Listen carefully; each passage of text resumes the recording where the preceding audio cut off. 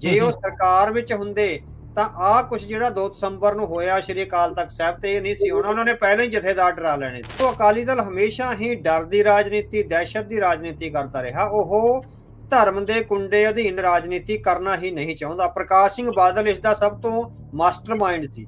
ਸੋ ਪ੍ਰਕਾਸ਼ ਸਿੰਘ ਬਾਦਲ ਨੇ ਆਪਣੇ ਪਿਛਲੇ 20-25-30 ਸਾਲਾਂ ਦੇ ਰਾਜ ਦੌਰਾਨ ਜਥੇਦਾਰ ਸਾਹਿਬਾਨ ਨੂੰ ਤੇ ਸ਼੍ਰੀ ਅਕਾਲ ਤਖਤ ਸਾਹਿਬ ਦੀ ਅਥਾਰਟੀ ਨੂੰ ਡਰਾ ਕੇ ਰੱਖਿਆ ਸੀ। ਪਾਵਰ ਹੰਗਰੀ ਲੋਕ ਨੇ, ਸੋ ਇਹ ਸੱਤਾ ਦੇ ਭੁੱਖੇ ਲੋਕ ਨੇ। ਇਹਨਾਂ ਦਾ ਧਰਮ ਨਾਲ, ਧਰਮ ਦੀਆਂ ਕਦਰਾਂ ਕੀਮਤਾਂ ਨਾਲ, ਮਾਂ ਧਰਤੀ ਪੰਜਾਬ ਨਾਲ ਜਾਂ ਹੋਮਲੈਂਡ ਨਾਲ ਇਸ ਤਰ੍ਹਾਂ ਦਾ ਕੋਈ ਸੰਬੰਧ ਨਹੀਂ। ਇੱਕ ਵਾਰੀ ਤੁਸੀਂ ਅਕਾਲ ਤਖਤ ਦਾ ਕੁੰਡਾ ਆਪਣੇ ਗਲ 'ਚ ਪਵਾ ਲਿਆ, ਸਾਰੀ ਉਮਰ ਨਹੀਂ ਲੱਥਣਾ। ਸੋ ਇਸੇ ਕਰਕੇ ਅਕਾਲੀ ਦਲ ਆ ਜਿਹੜਾ ਅਕਾਲ ਤਖਤ ਸਾਹਿਬ ਦੇ ਹੁਕਮਾਂ ਤੋਂ ਭਗੌੜਾ ਹੋਇਆ। ਸਾਡੇ ਆਪਣੇ ਸੱਜਣ ਜਿਹੜੇ ਕੁਝ ਜਥੇਦਾਰ ਸਾਹਿਬ ਨਾਲ ਲਗਾਤਾਰ ਮਿਲ ਰਹੇ ਨੇ, ਸੋ ਉਹਨਾਂ ਦੇ ਕਹਿਣ ਮੁਤਾਬਕ ਸੈਂਟਰ ਦੀਆਂ ਏਜੰਸੀਆਂ ਦਾ, ਪੰਜਾਬ ਦੀਆਂ ਏਜੰਸੀਆਂ ਦਾ ਤੇ ਬਹੁਤ ਕਿਸਮ ਦੇ ਦਬਾਅ ਨੇ ਜਿਹੜੇ ਜਥੇਦਾਰ ਸਾਹਿਬ ਉੱਤੇ ਪੈ ਰਹੇ ਨੇ ਨਾ। 2004 ਵਿੱਚ ਪ੍ਰਕਾਸ਼ ਸਿੰਘ ਬਾਦਲ ਨੇ ਜਿਹੜਾ ਸੰਵਿਧਾਨ ਲਿਖਵਾਇਆ, ਉਹਦੇ ਵਿੱਚ ਸਾਰਿਆਂ ਨੂੰ, ਹਿੰਦੂ, ਮੁਸਲਮਾਨ, ਈਸਾਈ, ਸਾਰਿਆਂ ਨੂੰ ਖੁੱਲਾ ਕਰਤਾ ਵੀ ਕੋਈ ਵੀ ਮੈਂਬਰ ਬਣ ਸਕਦਾ। ਸੁਖਬੀਰ ਸਿੰਘ ਬਾਦਲ ਨੇ ਆਪਣੇ ਆਲੇ ਦੁਆਲੇ ਜਿਹੜੀ ਕਿਚਨ ਕੈਬਨਿਟ ਖੜੀ ਕਰ ਲਈ ਹੋਈ ਆ, ਉਹ ਸਾਰੇ ਹੀ ਤੁਸੀਂ ਦੇਖੋ ਵੀ ਵੱਡਿਆਂ ਘਰਾਂ ਦੇ, ਅਮੀਰ ਘਰਾਂ ਦੇ ਕਾਕੇ ਹੈਗੇ ਆ। ਉਹਨਾਂ ਦੇ ਤਾਂ ਨਾਵਾਂ ਨਾਲ ਸਿੰਘ ਵੀ ਨਹੀਂ ਲੱਗਦਾ। ਬੰਟੀ ਰਮਾਣਾ ਹਨਾ, ਵੀ ਇਹਦੇ ਨਾਲ ਸਿੰਘ ਨਹੀਂ ਲੱਗ ਰਿਹਾ ਹੈਗਾ ਨਾ। ਹੋਰ ਰੋਜੀ ਬਰਕੰਦੀ, ਮਤਲਬ ਕਿ ਤੁਸੀਂ ਦੇਖੋ ਵੀ ਕੋਈ ਨਾਂ ਹੀ ਨਹੀਂ ਲੱਗਦਾ, ਨਹੀਂ ਵੀ ਗੁਰਸਿੱਖਾਂ ਵਾਲਾ ਨਾਂ ਹੋਊਗਾ ਨਾ। ਸੋ ਇਸੇ ਤਰ੍ਹਾਂ ਹੀ ਹੋਰ ਬਹੁਤ ਨਾ। ਅਕਾਲੀ ਦਲ ਨੂੰ ਸੁਰਜੀਤ ਕਰਨ ਦਾ ਫਿਕਰ ਨਹੀਂ ਹੈ, ਸਿਰਫ ਬਾਦਲ ਪਰਿਵਾਰ ਨੂੰ ਸੁਰਜੀਤ ਕਰਨ ਦਾ ਫਿਕਰ ਲੱਗਿਆ ਹੋਇਆ। ਸੋ ਬਾਦਲ ਪਰਿਵਾਰ ਨੂੰ ਮਾਈਨਸ ਕਰਕੇ ਹੀ ਅਕਾਲੀ ਦਲ ਨੂੰ ਮੁੜ ਸੁਰਜੀਤ ਕੀਤਾ ਜਾ ਸਕਦਾ, ਪੰਥਕ ਲੀਹਾਂ ਤੇ ਸੁਰਜੀਤ ਕੀਤਾ ਜਾ ਸਕਦਾ। ਕਿਤੇ ਅਕਾਲੀ ਦਲ ਦੇ ਜਿਹੜਾ ਗੁਰਦੁਆਰਿਆਂ ਵਿੱਚ ਭਰਤੀ ਮੁਹਿੰਮ ਚਲਾ ਰਿਹਾ ਆ, ਕੀ ਇਹ ਭਾਰਤੀ ਕਾਨੂੰਨ ਦੇ ਹਿਸਾਬ ਦੇ ਨਾਲ ਠੀਕ ਆ ਕਿ ਉਸ ਦੀ ਉਲੰਘਣਾ ਹੈ? ਹਾਂਜੀ ਬਿਲਕੁਲ, ਇੱਥੇ ਡਬਲ ਸਟੈਂਡਰਡ ਆ ਰਹੇ ਆ ਅਕਾਲੀ ਦਲ ਦੇ।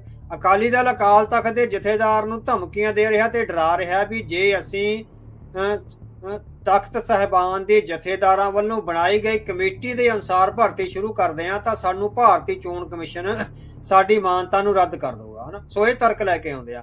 ਹਾਲਾਂਕਿ ਮਨਜੀਤ ਸਿੰਘ ਖਹਿਰਾ ਤੇ ਹਰਵਿੰਦਰ ਸਿੰਘ ਫੂਲਕਾ ਜਾਂ ਹੋਰ ਵਕੀਲਾਂ ਨੇ ਹੁਣ ਤੁਹਾਨੂੰ ਇੱਕ ਗੱਲ ਦੱਸੀ ਹੈ ਵੀ 5 ਤਰੀਕ ਨੂੰ ਦਿੱਲੀ ਦੀਆਂ ਵਿਧਾਨ ਸਭਾ ਦੀਆਂ ਚੋਣਾਂ ਹੋਣੀਆਂ ਨੇ। ਹਾਂਜੀ। ਦੇਸ਼ ਦਾ ਪ੍ਰਧਾਨ ਮੰਤਰੀ 5 ਤਰੀਕ ਨੂੰ ਮਹਾਕੁੰਭ ਵਿੱਚ ਚੁੱਭੀ ਲਾਉਣ ਜਾ ਰਿਹਾ ਹੈ, ਜਿਹੜਾ ਉੱਥੇ ਉੱਤਰ ਪ੍ਰਦੇਸ਼ ਵਿੱਚ ਮਹਾਕੁੰਭ ਚੱਲ ਰਿਹਾ ਹੈ। ਉਹ ਚੁੱਭੀ ਲਾਉਣ ਨੂੰ 6 ਤਰੀਕ ਨੂੰ ਵੀ ਜਾ ਸਕਦਾ ਸੀ, 7 ਤਰੀਕ ਨੂੰ ਵੀ ਜਾ ਸਕਦਾ ਸੀ। ਬਿਲਕੁਲ ਉਸੇ ਤਰ੍ਹਾਂ ਨਰਿੰਦਰ ਮੋਦੀ ਦਾ ਧਰਮ ਨਾਲ ਕੋਈ ਸੰਬੰਧ ਨਹੀਂ ਹੈ। ਨਰਿੰਦਰ ਮੋਦੀ ਪੂਰੀ ਤਰ੍ਹਾਂ ਧਰਮ ਨੂੰ ਵੋਟਾਂ ਹਥਿਆਉਣ ਲਈ ਵਰਤ ਰਿਹਾ ਹੈ। 5 ਤਰੀਕ ਨੂੰ ਜਦੋਂ ਦਿੱਲੀ ਵਿੱਚ ਵੋਟਾਂ ਪਾਉਣ ਦਾ ਕੰਮ ਆਰੰਭ ਹੋਊਗਾ, ਭਾਰਤ ਦੇ ਸਾਰੇ ਟੈਲੀਵਿਜ਼ਨ ਚੈਨਲਾਂ ਤੇ ਨਰਿੰਦਰ ਮੋਦੀ ਦੀ ਲਾਈਵ ਕਵਰੇਜ ਹੋਊਗੀ ਉੱਥੇ ਮਹਾਕੁੰਭ ਵਿੱਚ ਚੁੱਭੀ ਲਾਉਂਦੇ ਦੀ। ਉਹਦੇ ਨਾਲ ਹਿੰਦੂ ਵੋਟ ਪ੍ਰਭਾਵਿਤ ਹੋਵੇਗੀ ਜਿਹੜੀ ਭਾਰਤੀ ਜਨਤਾ ਪਾਰਟੀ ਨੂੰ ਪਵੇਗੀ। ਵੀ ਉਹ ਜਿਹੜਾ ਸਿੱਖਾਂ ਨੂੰ ਤੰਗ ਕਰਨ ਵਾਲਾ ਕੋਈ ਵੀ ਐਲੀਮੈਂਟ ਹੈਗਾ ਭਾਰਤੀ ਸਮਾਜ ਵਿੱਚ, ਉਹਦੀ ਜਿਹੜੀ ਸਰਕਾਰ ਹੈ ਸਰਪ੍ਰਸਤੀ ਕਰੇਗੀ। ਸੋ ਸਿੱਖਾਂ ਨੂੰ ਇਹ ਸੰਦੇਸ਼ ਹੈਗਾ ਵੀ ਤੁਹਾਡੇ 30 ਸਾਲਾਂ ਤੋਂ ਬੰਦ ਕੈਦੀਆਂ ਨੂੰ 1 ਘੰਟੇ ਦੀ ਵੀ ਪਰੋਲ ਨਹੀਂ। ਹੁਣ ਤੁਸੀਂ ਦੇਖੋ, ਇੱਕ ਸਿੰਘ ਹੈਗਾ ਡਿਬਰੂਗੜ੍ਹ ਜੇਲ੍ਹ ਵਿੱਚ ਬੰਦ ਆ, ਉਹਦੇ ਮਾਤਾ ਜੀ ਚੜ੍ਹਾਈ ਕਰ ਗਏ ਸੀ।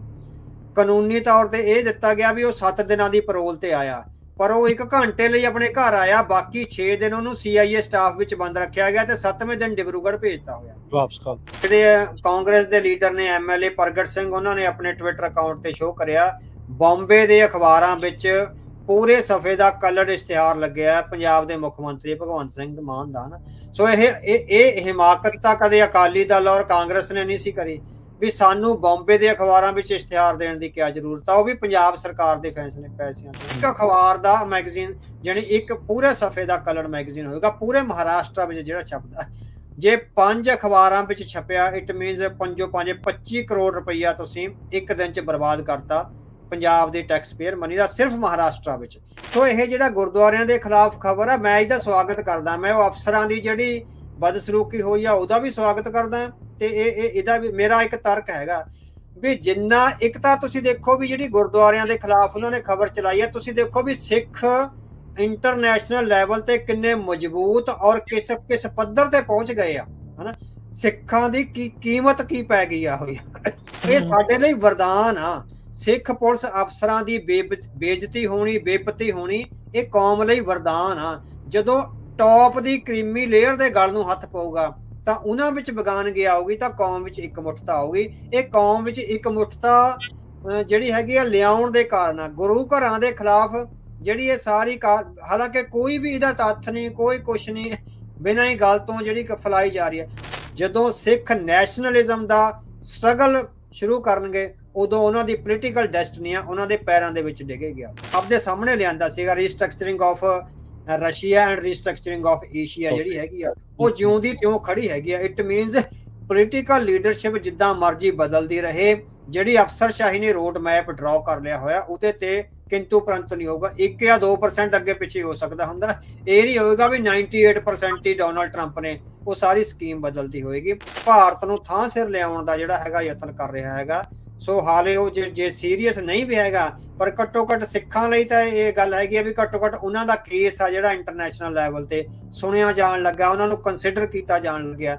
ਪਿਛਲੇ 40 ਸਾਲਾਂ ਦੌਰਾਨ ਤਾਂ ਸਿੱਖਾਂ ਨੂੰ ਕੰਸੀਡਰ ਨਹੀਂ ਸੀ ਕੀਤਾ ਜਾਂਦਾ ਨਾ as a Sikh, as Indian consider ਕੀਤਾ ਜਾਂਦਾ ਸੀ। ਜਦੋਂ ਐਜ਼ ਇੰਡੀਅਨ ਕੰਸੀਡਰ ਹੁੰਦੇ ਸੀ ਉਦੋਂ 100 ਇੰਡੀਅਨ ਖੜੇ ਹੁੰਦੇ ਸੀ ਜਿਹੜੇ ਗੈਰ ਸਿੱਖ ਸੀ ਤੇ 2 ਸਿੱਖ ਖੜੇ ਹੁੰਦੇ ਸੀ, ਉਹਨਾਂ ਨੂੰ ਪੁੱਛਦਾ ਹੀ ਕੋਈ ਨਹੀਂ ਸੀ ਨਾ। ਹੁਣ ਜਦੋਂ ਐਜ਼ ਏ ਸਿੱਖ ਤੁਹਾਨੂੰ ਕੰਸੀਡਰ ਕਰ ਰਹੇ ਆ ਤਾਂ 100% ਵੇਟੇਜ ਤੁਹਾਡੀ ਐਜ਼ ਏ ਸਿੱਖ ਆ ਜਿਹੜੀ ਉਹ ਕੰਸੀਡਰ ਹੁੰਦੀ ਆ। ਸੋ ਇਹ ਸਿੱਖਾਂ ਲਈ ਕਮਾਉਣ ਵਾਲੀ ਗੱਲ ਹੈਗੀ ਆ ਵੀ ਸਾਨੂੰ ਐਜ਼ ਏ ਸਿੱਖ ਨੇਸ਼ਨ ਦੇ ਤੌਰ ਤੇ ਇੰਟਰਨੈਸ਼ਨਲ ਲੈਵਲ ਤੇ ਕੰਸੀਡਰੇਸ਼ਨ ਮਿਲੀ ਹੈਗੀ ਆ। ਜਦੋਂ ਹੁਣ ਸੀਜ਼ ਫਾਇਰ ਹੋਇਆ, ਸੀਜ਼ ਫਾਇਰ ਤੋਂ ਬਾਅਦ ਤੁਸੀਂ ਦੇਖੋ 4 ਬੱਚੀਆਂ ਜਿਹੜੀਆਂ ਮਿਲਟਰੀ ਦੀਆਂ ਆਫੀਸਰ ਸੀ, ਜਿਸ ਸ਼ਾਨੋ ਸ਼ੌਕਤ ਨਾਲ ਬਕਾਇਦਾ ਆਪਣੀਆਂ ਮੋਹਰਾਂ ਲਾ ਕੇ ਰੈੱਡ ਕਰਾਸ ਨੂੰ ਉਹਨਾਂ ਨੇ ਸੌਂਪੀਆਂ ਨੇ, ਜਾਂ ਫਿਰ ਆਪਣੇ ਵੀ ਕੈਦੀ ਛੁਡਵਾਏ ਆ। 4-4 ਬੰਦਿਆਂ ਪਿੱਛੇ 200-200 ਕੈਦੀ ਉਹਨਾਂ ਨੇ ਆਪ ਦਾ ਛੁਡਵਾਇਆ। ਸੋ ਇਟ ਮੀਨਸ ਜਿਹੜੀ ਨੈਤਿਕ ਜੰਗ ਹੈਗੀ ਆ ਉਹ ਨੇਤਨਯਾਹੂ ਹਾਰ ਗਿਆ ਹੋਇਆ। ਸੋ ਜੇ ਉਹਨੇ ਜੰਗ ਲੜਨੀ ਵੀ ਸੀ ਕੁਝ ਐਥਿਕਸ ਦੇ ਆਧਾਰ ਤੇ ਲੜਨੀ ਚਾਹੀਦੀ ਸੀ। ਪੰਜਾਬੀ ਰੇਡੀਓ USA ਸੁਣ ਰਹੇ ਦੇਖ ਰਹੇ ਸਾਰੇ ਹੀ ਸਰੋਤਿਆਂ ਤੇ ਦਰਸ਼ਕਾਂ ਨੂੰ ਨਿੱਕੀ ਜੀ ਆਇਆਂ ਨੂੰ, ਸਭ ਨੂੰ ਪਿਆਰ ਭਰੀ ਸਤਿ ਸ੍ਰੀ ਅਕਾਲ। ਸਰੋਤਿਓ, ਮੈਂ ਰਾਜਕਨਵੀਰ ਸਿੰਘ ਅੱਜ ਦੇ ਇਸ ਵਿਸ਼ੇਸ਼ ਪ੍ਰੋਗਰਾਮ ਦੇ ਵਿੱਚ ਤੁਹਾਨੂੰ ਜੀ ਆਇਆਂ ਨੂੰ ਆਖਦੇ ਹਾਂ। ਆਪਣੇ ਨਾਲ ਅੱਜ ਜੁੜ ਚੁੱਕੇ ਨੇ ਜਰਨਲਿਸਟ ਅਵਤਾਰ ਸਿੰਘ ਜੀ। ਉਹਨਾਂ ਦੇ ਨਾਲ ਪੰਜਾਬ ਦੇ ਵਿੱਚ ਜੋ ਪੰਥਕ ਮਸਲਾ ਚੱਲ ਰਿਹਾ ਹੈ ਉਸ ਨੂੰ ਲੈ ਕੇ ਤੇ ਜੋ ਅੰਤਰਰਾਸ਼ਟਰੀ ਪੱਧਰ ਦੇ ਉੱਤੇ ਸਥਿਤੀਆਂ ਚੇਂਜ ਹੋ ਰਹੀਆਂ ਆ ਉਸ ਬਾਰੇ ਜਿਹੜੀ ਗੱਲਬਾਤ ਕਰਾਂਗੇ। ਅਵਤਾਰ ਸਿੰਘ ਜੀ, ਜੀ ਆਇਆਂ ਨੂੰ। ਵਾਹਿਗੁਰੂ ਜੀ ਕਾ ਖਾਲਸਾ, ਵਾਹਿਗੁਰੂ ਜੀ ਕੀ ਫਤਿਹ। ਵਾਹਿਗੁਰੂ ਜੀ ਕਾ ਖਾਲਸਾ, ਵਾਹਿਗੁਰੂ ਜੀ ਕੀ ਫਤਿਹ ਭਾਜੀ। ਅਵਤਾਰ ਸਿੰਘ ਜੀ, ਗੱਲਬਾਤ ਦੀ ਜਿਹੜੀ ਆ ਉਹ ਸ਼ੁਰੂਆਤ ਕਰਦੇ ਆ ਅਕਾਲੀ ਦਲ ਦਾ ਜਿਹੜਾ ਸੰਕਟ ਚੱਲ ਰਿਹਾ ਆ ਉਸ ਨੂੰ ਲੈ ਕੇ। ਅਕਾਲੀ ਦਲ ਸ਼੍ਰੀ ਅਕਾਲ ਤਖਤ ਸਾਹਿਬ ਦੇ ਹੁਕਮਨਾਮਿਆਂ ਤੋਂ ਹੁਣ ਭਗੌੜਾ ਹੋ ਰਿਹਾ ਆ। ਇਸ ਦੇ ਕੀ ਤੁਸੀਂ ਜਿਹੜੇ ਉਹ ਕਾਰਨ ਦੇਖਦੇ ਆ? ਜਿਹੜੀ ਜਿਸ ਦਿਨ ਇਹਨਾਂ ਨੂੰ ਸਜ਼ਾ ਲਾਈ ਗਈ ਸੀ, ਜੋ ਆਪਾਂ ਉੱਥੇ ਦੇਖਿਆ, ਅੱਜ ਉਸ ਤੋਂ ਕੁਝ ਮਹੀਨਿਆਂ ਬਾਅਦ ਆਪਾਂ ਦੇਖ ਰਹੇ ਹਾਂ ਤੇ ਸਥਿਤੀ ਕਾਫੀ ਬਦਲੀ ਜੀ ਨਜ਼ਰ ਆ ਰਹੀ। ਹਾਂਜੀ ਹਾਂਜੀ, ਵੈਸੇ ਜੇ ਕਹਿਣਾ ਜਾ ਹੋਵੇ ਕੋਈ ਅਚੰਭਾ ਨਹੀਂ ਹੈ। ਅਕਾਲੀ ਦਲ ਹਮੇਸ਼ਾ ਹੀ ਬਾਗੀ ਰਿਹਾ ਅਕਾਲ ਤਖਤ ਸਾਹਿਬ ਤੋਂ ਔਰ ਉਹਨਾਂ ਸਾਰੀਆਂ ਸੰਸਥਾਵਾਂ ਤੋਂ ਜਿਹੜੀਆਂ ਅਕਾਲੀ ਦਲ ਨੂੰ ਕਿਸੇ ਜਿਹੜੇ ਕਹਿੰਦੇ ਨੇ ਵੀ ਐਥਿਕ ਬਾਉਂਡਰੀਜ਼ ਵਿੱਚ ਲੈ ਕੇ ਆਉਂਦੀਆਂ ਸੀ, ਜਿਹੜੀਆਂ ਕਦਰਾਂ ਕੀਮਤਾਂ ਵਾਲੀ ਰਾਜਨੀਤੀ ਕਰਨ ਲਈ ਕਹਿੰਦੀਆਂ ਰਹੀਆਂ। ਸੋ ਘੱਟੋ ਘੱਟ 30-35 ਸਾਲਾਂ ਤੋਂ 1997 ਵਾਲੀ ਆਪਣੀ ਜਿੱਤ ਤੋਂ ਬਾਅਦ ਅਕਾਲੀ ਦਲ ਆ ਜਿਹੜਾ ਬਾਗੀ ਹੋਇਆ ਫਿਰਦਾ। ਸੋ ਲਗਾਤਾਰ ਹੀ ਬਾਗੀ ਰਿਹਾ। ਉਹ ਪਹਿਲੀਆਂ ਸਾਲਾਂ 'ਚ ਇਹ ਸੀ ਵੀ ਸਰਕਾਰ ਅਕਾਲੀ ਦਲ ਦੀ ਹੁੰਦੀ ਸੀ, ਇਸ ਲਈ ਉਹ ਡਰਾ ਧਮਕਾ ਲੈਂਦੇ ਸੀ। ਹੁਣ ਆਪਾਂ ਆਮ ਆਦਮੀ ਪਾਰਟੀ ਦੀ ਸਰਕਾਰ ਨੇ ਪੰਜਾਬ ਵਿੱਚ ਹੋਰ ਕੁਝ ਕਰਿਆ ਹੋਵੇ ਜਾਂ ਨਾ ਕਰਿਆ ਹੋਵੇ, ਪਰ ਆਮ ਆਦਮੀ ਦੀ ਪਾਰਟੀ ਦੀ ਸਰਕਾਰ ਦਾ ਆਪਾਂ ਨੂੰ ਸਿੱਖਾਂ ਨੂੰ ਇਹ ਫਾਇਦਾ ਹੋਇਆ ਵੀ ਉਹਨੇ ਅਕਾਲੀ ਦਲ ਦਾ ਇਹ ਨੰਗ ਜ਼ਾਹਰ ਕਰ ਦਿੱਤਾ। ਜੇ ਉਹ ਸਰਕਾਰ ਵਿੱਚ ਹੁੰਦੇ ਤਾਂ ਆਹ ਕੁਝ ਜਿਹੜਾ 2 ਦਸੰਬਰ ਨੂੰ ਹੋਇਆ ਸ਼੍ਰੀ ਅਕਾਲ ਤਖਤ ਸਾਹਿਬ ਤੇ ਇਹ ਨਹੀਂ ਸੀ ਹੋਣਾ, ਉਹਨਾਂ ਨੇ ਪਹਿਲਾਂ ਹੀ ਜਥੇਦਾਰ ਡਰਾ ਲੈਣੇ ਸੀ। ਸੋ ਅਕਾਲੀ ਦਲ ਹਮੇਸ਼ਾ ਹੀ ਡਰ ਦੀ ਰਾਜਨੀਤੀ, ਦਹਿਸ਼ਤ ਦੀ ਰਾਜਨੀਤੀ ਕਰਦਾ ਰਿਹਾ। ਉਹ ਧਰਮ ਦੇ ਕੁੰਡੇ ਅਧੀਨ ਰਾਜਨੀਤੀ ਕਰਨਾ ਹੀ ਨਹੀਂ ਚਾਹੁੰਦਾ। ਪ੍ਰਕਾਸ਼ ਸਿੰਘ ਬਾਦਲ ਇਸ ਦਾ ਸਭ ਤੋਂ ਮਾਸਟਰਮਾਈਂਡ ਸੀ। ਉਹ ਕਦੇ ਵੀ ਨੈਤਿਕ ਕਦਰਾਂ ਕੀਮਤਾਂ ਵਾਲੀ ਰਾਜਨੀਤੀ ਕਰਨ ਦਾ ਹਮਾਇਤੀ ਨਹੀਂ ਰਿਹਾ। ਉਹ ਸੀਗਾ ਵੀ ਲੁੱਟਮਾਰ ਕਰੋ, ਜਾਂ ਜਿਹੜੀ ਇੱਕ ਕਹਿ ਸਕਦੇ ਆ ਵੀ ਆਪਾਂ ਸੰਵੇਦਨਤਾ ਤੋਂ ਵਿਹੂਣੀ ਆ, ਜਿਹੜੀ ਸੈਂਸਿਟੀਵਿਟੀ ਤੋਂ ਵਿਹੂਣੀ ਰਾਜਨੀਤੀ, ਵੀ ਬਿਲਕੁਲ ਰੁੱਖੀ ਸੁੱਕੇ ਹੋਏ ਦਰਖਤ ਵਰਗੀ ਜਿਹੜੀ ਰਾਜਨੀਤੀ ਆ, ਉਹ ਜਿਹੜੀ ਇਮੋਸ਼ਨਲੈਸ ਰਾਜਨੀਤੀ ਆ, ਜਿਹੜੀ ਉਹ ਭਾਰਤ ਵਿੱਚ ਵੀ ਜਿਹੜਾ ਭਾਰਤੀ ਮਾਡਲ ਆ ਰਾਜਨੀਤੀ ਦਾ ਉਹੀ ਹੈਗਾ। ਸੋ ਪ੍ਰਕਾਸ਼ ਸਿੰਘ ਬਾਦਲ ਨੇ ਆਪਣੇ ਪਿਛਲੇ 20-25-30 ਸਾਲਾਂ ਦੇ ਰਾਜ ਦੌਰਾਨ ਜਥੇਦਾਰ ਸਾਹਿਬਾਨ ਨੂੰ ਤੇ ਸ਼੍ਰੀ ਅਕਾਲ ਤਖਤ ਸਾਹਿਬ ਦੀ ਅਥਾਰਟੀ ਨੂੰ ਡਰਾ ਕੇ ਰੱਖਿਆ ਸੀ। ਹੁਣ ਹੈਗਾ ਵੀ ਉਹਨਾਂ ਕੋਲ ਸੱਤਾ ਨਹੀਂ ਰਹੀ, 10 ਸਾਲਾਂ ਤੋਂ ਢਾਂਚਾ ਕਮਜ਼ੋਰ ਹੋਇਆ, ਇਸ ਕਰਕੇ ਆ ਜਿਹੜੇ ਉਹ ਸਾਰਾ ਕੁਝ ਸਾਹਮਣੇ ਆ ਰਿਹਾ ਹੈਗਾ। ਸੋ ਲਗਾਤਾਰ ਇਹ ਪਹਿਲੇ ਦਿਨ ਤੋਂ ਹੀ 1997 ਤੋਂ ਬਾਅਦ ਇਹ ਅਕਾਲ ਤਖਤ ਸਾਹਿਬ ਦੇ ਹੁਕਮਾਂ ਤੋਂ ਭਗੌੜੇ ਰਹੇ ਆ। ਹੁਣ ਵੀ ਤੁਸੀਂ ਦੇਖੋ 2 ਦਸੰਬਰ ਨੂੰ ਸਾਰਾ ਕੁਝ ਮੰਨਿਆ ਵੀ ਹਾਂ ਅਸੀਂ ਵੱਡੇ ਗੁਨਾਹ ਕਰੇ ਆ, ਤੋ ਜਿਉਂ ਹੀ ਸਜ਼ਾ ਪੂਰੀ ਹੋਈ, ਸਰਟੀਫਿਕੇਟ ਮਿਲਿਆ ਵੀ ਸਜ਼ਾ ਪੂਰੀ ਹੋ ਗਈ, ਤਾਂ ਇੱਕਦਮ ਕਹਿਣਾ ਸ਼ੁਰੂ ਕਰਤਾ ਜੀ ਮੈਂ ਤਾਂ ਆਪਣੇ ਗਲ ਉਦਾਂ ਹੀ ਝੋਲੀ ਪਵਾ ਲਈ ਸੀ, ਮੈਂ ਕਰਿਆ ਕੁਛ ਨਹੀਂ। ਜਾਣੀ ਉਹ ਨੈਤਿਕ ਤੌਰ ਤੇ ਸ਼੍ਰੀ ਅਕਾਲ ਤਖਤ ਸਾਹਿਬ ਦੀ ਅਥਾਰਟੀ ਨੂੰ ਚੈਲੰਜ ਕਰ ਰਿਹਾ ਸੁਖਬੀਰ ਸਿੰਘ ਬਾਦਲ। ਹੁਣ ਜਿਹੜਾ ਦੂਸਰਾ ਮਸਲਾ ਸੀਗਾ ਵੀ 7 ਮੈਂਬਰੀ ਕਮੇਟੀ ਰਾਹੀਂ ਜਿਹੜੀ ਵਿਧਾਨ ਦੀ ਚੋਣ ਹੋਣੀ ਸੀ, ਸਾਰੇ ਮੈਂਬਰਸ਼ਿਪ ਦੀ ਚੋਣ ਹੋਣੀ ਸੀ, ਉਹਨੂੰ ਦਰਕਿਨਾਰ ਕਰਕੇ ਜਿਸ ਤਰ੍ਹਾਂ ਆਪਣੀਆਂ ਤਕਨੀਕੀ ਜਿਹੜੇ ਝੂਠ ਬੋਲ ਰਿਹਾ ਅਕਾਲੀ ਦਲ ਦੀ ਲੀਡਰਸ਼ਿਪ, ਖਾਸ ਕੇ ਦਲਜੀਤ ਸਿੰਘ ਚੀਮਾ ਜਿਹਨੂੰ ਅੱਗੇ ਕਰਿਆ ਹੋਇਆ ਉਹਨਾਂ ਨੇ ਜੀ, ਉਹ ਹੈਗਾ ਜਿਹੜਾ ਸਾਰਾ ਅਕਾਲ ਤਖਤ ਸਾਹਿਬ ਦੇ ਹੁਕਮਾਂ, ਸ਼੍ਰੀ ਗੁਰੂ ਹਰਗੋਬਿੰਦ ਪਾਤਸ਼ਾਹ ਦੀ ਜਿਹੜੀ ਉਹ ਸੰਸਥਾ ਹੈਗੀ ਆ ਉਹਦੇ ਹੁਕਮਾਂ ਨੂੰ ਉਹ ਦਰਕਰਾਰ ਕਰਕੇ ਇਹ ਸਿਰਫ ਪਾਵਰ ਹੰਗਰੀ ਲੋਕ ਨੇ। ਸੋ ਇਹ ਸੱਤਾ ਦੇ ਭੁੱਖੇ ਲੋਕ ਨੇ। ਇਹਨਾਂ ਦਾ ਧਰਮ ਨਾਲ, ਧਰਮ ਦੀਆਂ ਕਦਰਾਂ ਕੀਮਤਾਂ ਨਾਲ, ਮਾਂ ਧਰਤੀ ਪੰਜਾਬ ਨਾਲ ਜਾਂ ਹੋਮਲੈਂਡ ਨਾਲ ਇਸ ਤਰ੍ਹਾਂ ਦਾ ਕੋਈ ਸੰਬੰਧ ਨਹੀਂ। ਸੋ ਇਹ ਲਗਾਤਾਰ ਅਕਾਲੀ ਦਲ ਜਿਹੜਾ ਤਲਾਂਜਲੀ ਦੇ ਰਿਹਾ, ਅਸਲ 'ਚ ਇਹ ਆਪਣੀ ਰਵਾਇਤ 'ਚੋਂ ਹੀ ਕੰਮ ਕਰ ਰਿਹਾ। ਜਿਹੜੇ ਇਹਦੇ ਮੈਨੇਜਰ ਨੇ, ਕੁਝ ਪੱਤਰਕਾਰ ਨੇ, ਕੁਝ ਮੀਡੀਆ ਐਡਵਾਈਜ਼ਰ ਨੇ, ਉਹ ਲਗਾਤਾਰ ਉਹਨੂੰ ਇਹ ਸਲਾਹਾਂ ਦੇ ਰਹੇ ਨੇ ਵੀ ਜੇ ਤੁਸੀਂ ਅਕਾਲ ਤਖਤ ਦੇ ਅਧੀਨ ਰਾਜਨੀਤੀ ਕਰਨ ਲੱਗੇ ਤਾਂ ਤੁਹਾਨੂੰ ਉਹ ਲੁੱਟਮਾਰ, ਉਹ ਭ੍ਰਿਸ਼ਟਾਚਾਰ ਤੇ ਉਹ ਜਿਹੜਾ ਜੋ ਕੁਝ ਵੀ ਤੁਸੀਂ ਗਲਤ ਕੰਮ ਕਰਦੇ ਹੋ ਉਹ ਨਹੀਂ ਕਰਨੇ ਪੈਣਗੇ। ਸੋ ਜੇ ਇੱਕ ਵਾਰੀ ਤੁਸੀਂ ਅਕਾਲ ਤਖਤ ਦਾ ਕੁੰਡਾ ਆਪਣੇ ਗਲ 'ਚ ਪਵਾ ਲਿਆ, ਸਾਰੀ ਉਮਰ ਨਹੀਂ ਲੱਥਣਾ। ਸੋ ਇਸੇ ਕਰਕੇ ਅਕਾਲੀ ਦਲ ਆ ਜਿਹੜਾ ਅਕਾਲ ਤਖਤ ਸਾਹਿਬ ਦੇ ਹੁਕਮਾਂ ਤੋਂ ਭਗੌੜਾ ਹੋਇਆ। ਸੋ ਇਹ ਤਾਂ ਹੁਣ ਦੇਖੋ, ਇਹ ਚਿੰਤਾਜਨਕ ਜਿਹੜੀ ਇਹ ਗੱਲ ਜ਼ਰੂਰ ਬਣਦੀ ਹੈ ਜਦੋਂ ਗੁਰੂ ਸਾਹਿਬਾਨ ਨੇ ਕਿਹਾ ਵੀ ਤੁਸੀਂ ਰਾਜਨੀਤੀ ਵੀ ਕਰਨੀ ਆ ਤੇ ਧਰਮ ਨੂੰ ਜਿਹੜਾ ਮੋਹਰੇ ਰੱਖ ਕੇ ਜਿਹੜਾ ਕਰਨਾ ਹੈ। ਤੇ ਜੇ ਉਹ ਚਾਹ ਰਹੇ ਨੇ, ਜੇ ਸਿੱਖ ਵੀ ਚਾਹੁੰਦੇ ਨੇ ਵੀ ਉਸ ਤਰੀਕੇ ਤੋਂ ਜਿਹੜੀ ਆ ਉਹ ਜੇ ਬਾਗਡੋਰ ਵੀ ਇਹਨਾਂ ਦੇ ਹੱਥ 'ਚ ਆਉਂਦੀ ਆ ਜਾਂ ਕੋਈ ਵੀ ਕਰਦੇ ਵੀ ਧਰਮ ਨੂੰ ਮੁੱਖ ਰੱਖ ਕੇ ਜਿਹੜਾ ਚੱਲਣ, ਪਰ ਜਿੱਦਾਂ ਤੁਸੀਂ ਕਿਹਾ ਵੀ ਇਹ ਪਰੇ ਨੂੰ ਹੁੰਦੇ ਜਾ ਰਹੇ ਆ। ਸ਼੍ਰੀ ਅਕਾਲ ਤਖਤ ਸਾਹਿਬ ਦੇ ਜਥੇਦਾਰ ਵੀ ਕੋਈ ਸਖਤ ਫੈਸਲਾ ਨਹੀਂ ਲੈ ਰਹੇ। ਇਹ ਸਥਿਤੀ ਕੀ ਬਣ ਰਹੀ ਆ? ਜਿੱਦਾਂ ਮੈਂ ਪਹਿਲਾਂ ਵੀ ਕਿਹਾ ਵੀ ਉਸ ਦਿਨ ਤਾਂ ਆਪਾਂ ਨੂੰ ਲੱਗਦਾ ਸੀਗਾ ਵੀ ਜਥੇਦਾਰ ਸਾਹਿਬ ਦਾ ਜਿਹੜਾ ਰੁਤਬਾ ਆ ਜਾਂ ਉਹ ਲੱਗਾ ਵੀ ਉਹ ਜਥੇਦਾਰ ਸਾਹਿਬ ਵਾਂਗੂ ਉਦਣ ਉੱਥੇ ਵਿਚਰੇ ਆ। ਇਹ ਹੁਣ ਬਦਲਾਅ ਜਿਹਾ ਜਿਹੜਾ ਕਿਉਂ ਇਹ ਸਖਤ ਫੈਸਲਾ ਨਹੀਂ ਲੈ ਪਾ ਰਹੇ ਹੁਣ ਦੁਬਾਰਾ?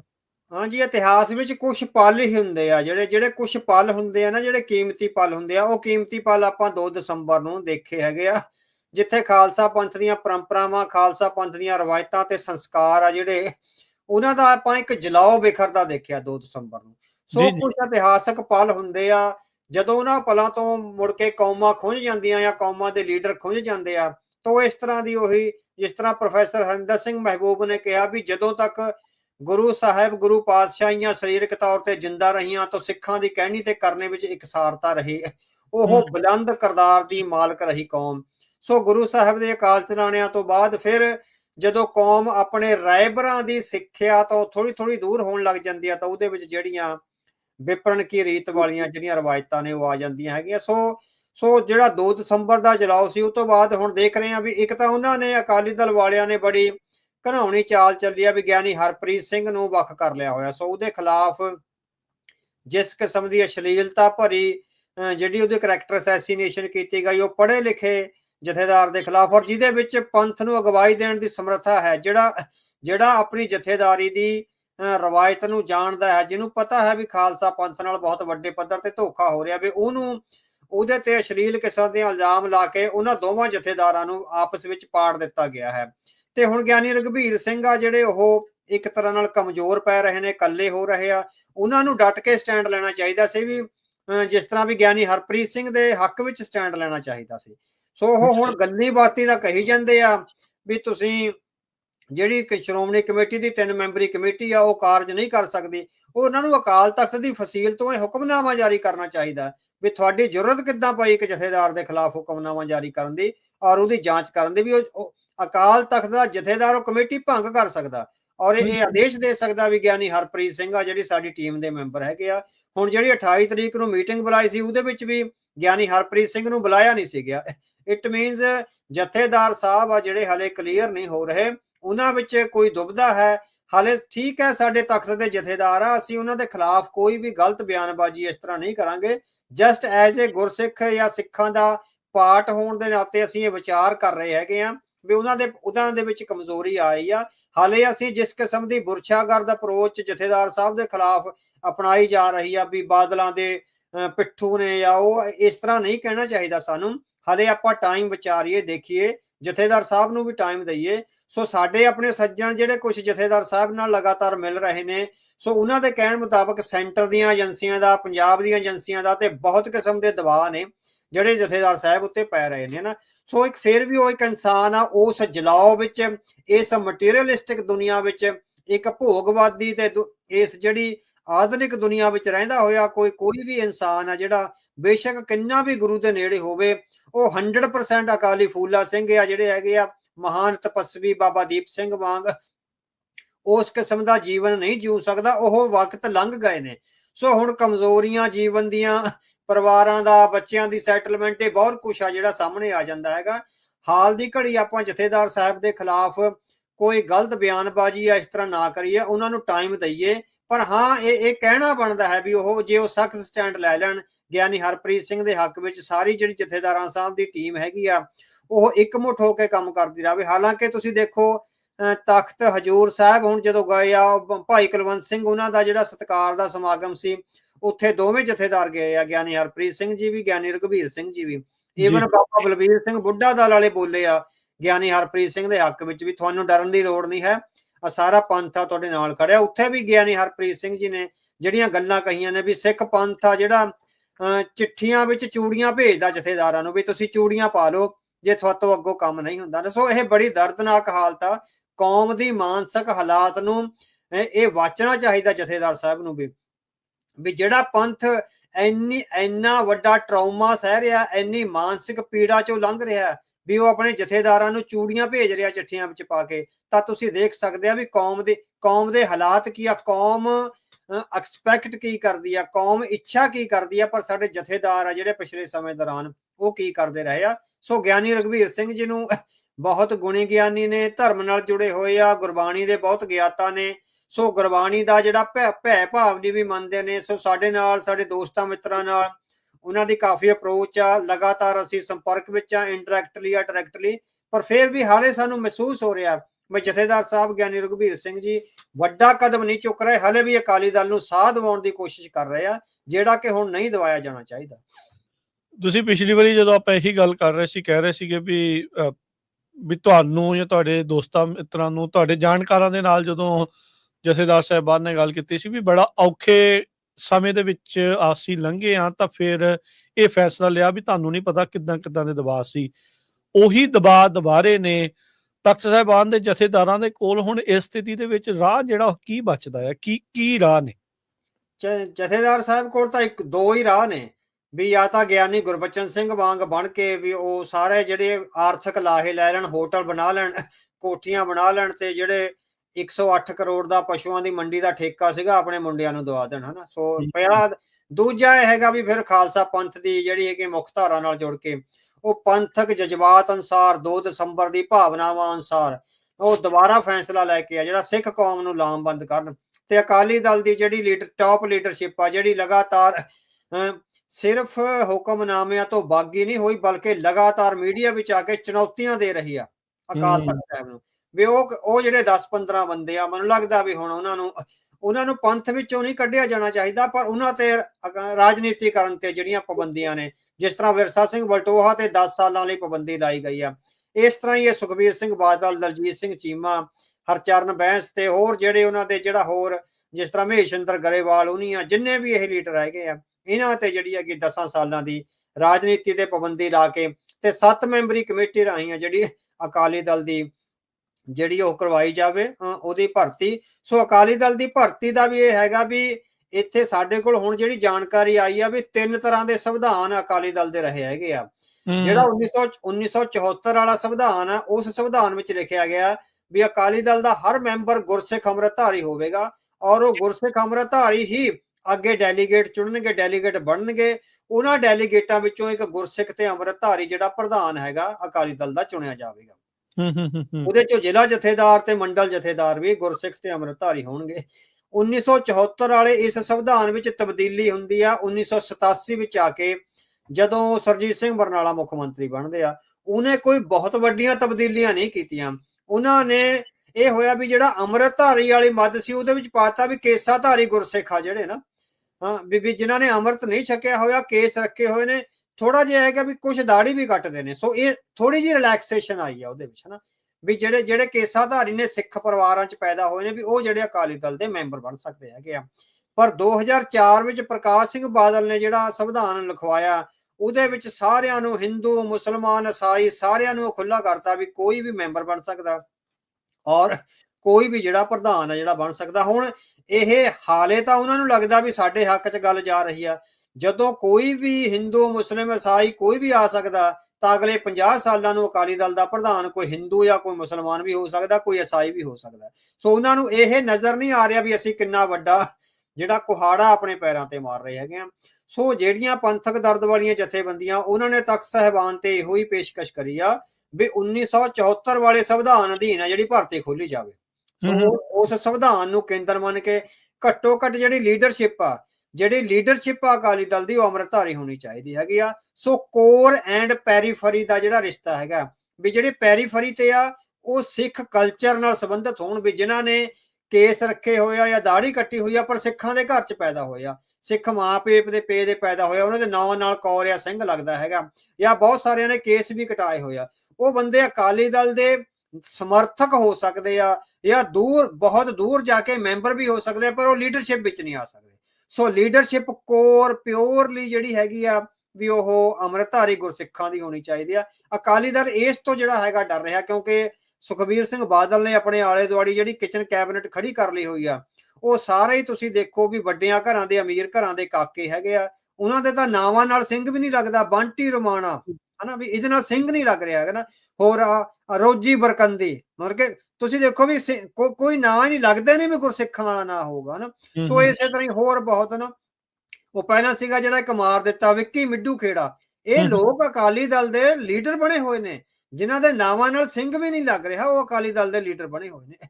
ਸੋ ਸੁਖਬੀਰ ਸਿੰਘ ਬਾਦਲ ਤੇ ਉਹਦੀ ਕਿਚਨ ਕੈਬਨਿਟ ਨਹੀਂ ਚਾਹੁੰਦੀ ਵੀ ਅਕਾਲੀ ਦਲ ਦੀ ਭਰਤੀ ਆ ਜਿਹੜੀ ਉਹ ਅੰਮ੍ਰਿਤਧਾਰੀ ਗੁਰਸਿੱਖਾਂ ਰਾਹੀਂ, ਜਿਸ ਤਰ੍ਹਾਂ ਝਿੰਡਾ ਸਾਹਿਬ ਨੇ ਉਹਨਾਂ ਰਾਹੀਂ ਹੋਵੇ ਜਾਂ ਸਾਧੂ ਸਿੰਘ ਅਮੈਦਪੁਰੀ ਰਾਹੀਂ ਹੋਵੇ ਜਾਂ ਜਿਹੜੇ ਵਡਾਲਾ ਸਾਹਿਬ ਨੇ, ਇਹਨਾਂ ਵਿੱਚ ਵੀ ਇੰਨੀ ਜ਼ਿਆਦਾ ਕਰਪਸ਼ਨ ਨਹੀਂ ਆਈ ਹੈ ਨਾ। ਠੀਕ ਹੈ, ਇਹਨਾਂ ਰਾਜਨੀਤੀ ਵਿੱਚ ਸੁਖਬੀਰ ਸਿੰਘ ਬਾਦਲ ਉਹਨਾਂ ਨਾਲ ਹੁੰਦਿਆਂ ਹੋ ਸਕਦਾ ਕੁਝ ਕਮਜ਼ੋਰੀਆਂ ਆਈਆਂ ਹੋਣ, ਪਰ ਫਿਰ ਵੀ ਜਥੇਦਾਰ ਕੁਲਦੀਪ ਸਿੰਘ ਵਡਾਲਾ ਦਾ ਪੰਥਕ ਜਜ਼ਬਾ ਉਹਨਾਂ ਦੇ ਵਿੱਚ ਹੈ। ਸੋ ਤੇ ਬੀਬੀ ਸਤਵੰਤ ਕੌਰ ਸ਼ਹੀਦ ਭਾਈ ਅਮਰੀਕ ਸਿੰਘ ਜੀ ਦੀ ਬੇਟੀ ਹੈ ਜਿਹੜੀ, ਸੋ ਇਹ ਜਿਹੇ ਗੁਰਸਿੱਖਾਂ ਦੀ ਅਗਵਾਈ ਹੇਠ ਉਹ ਭਰਤੀ ਨਹੀਂ ਕਰਨਾ ਚਾਹੁੰਦੇ ਕਿਉਂਕਿ ਉਹਦੇ ਨਾਲ ਸੁਖਬੀਰ ਸਿੰਘ ਬਾਦਲ ਪ੍ਰਧਾਨ ਦੇ ਤੌਰ ਤੇ ਪ੍ਰੋਜੈਕਟ ਨਹੀਂ ਹੁੰਦਾ, ਅੰਮ੍ਰਿਤਧਾਰੀ ਗੁਰਸਿੱਖ ਪ੍ਰਧਾਨ ਦੇ ਤੌਰ ਤੇ ਪ੍ਰੋਜੈਕਟ ਹੋ ਰਹੇ ਆ। ਇਹ ਸਾਰਾ ਅਕਾਲੀ ਦਲ ਦਾ ਸਾਰਾ ਸੰਕਟ ਨਾਲ ਸਾਹਮਣੇ ਆ ਰਿਹਾ ਹੈ। ਤੁਸੀਂ ਜਿਹੜੇ ਨਾਮ ਲਏ ਇਸ ਤੋਂ ਪਹਿਲਾਂ ਵੀ ਜਿਹੜਾ ਜਿੱਦਾਂ ਇਹ ਗੱਲਾਂ ਕਰ ਰਹੇ ਆ, ਕੀ ਤੁਹਾਨੂੰ ਲੱਗਦਾ ਵੀ ਚਲੋ ਮੰਨ ਲਿਆ ਜਾਵੇ ਵੀ ਇਹ ਲਾਂਭੇ ਕਰ ਦਿੱਤੇ ਜਾਂਦੇ ਆ, ਕੀ ਫਿਰ ਸ਼੍ਰੋਮਣੀ ਅਕਾਲੀ ਦਲ ਪਿੱਛੇ ਜਿਹੜੇ ABCD ਜੋ ਮਰਜ਼ੀ ਲੱਗਦਾ ਉਹਨੂੰ ਕੱਢ ਕੇ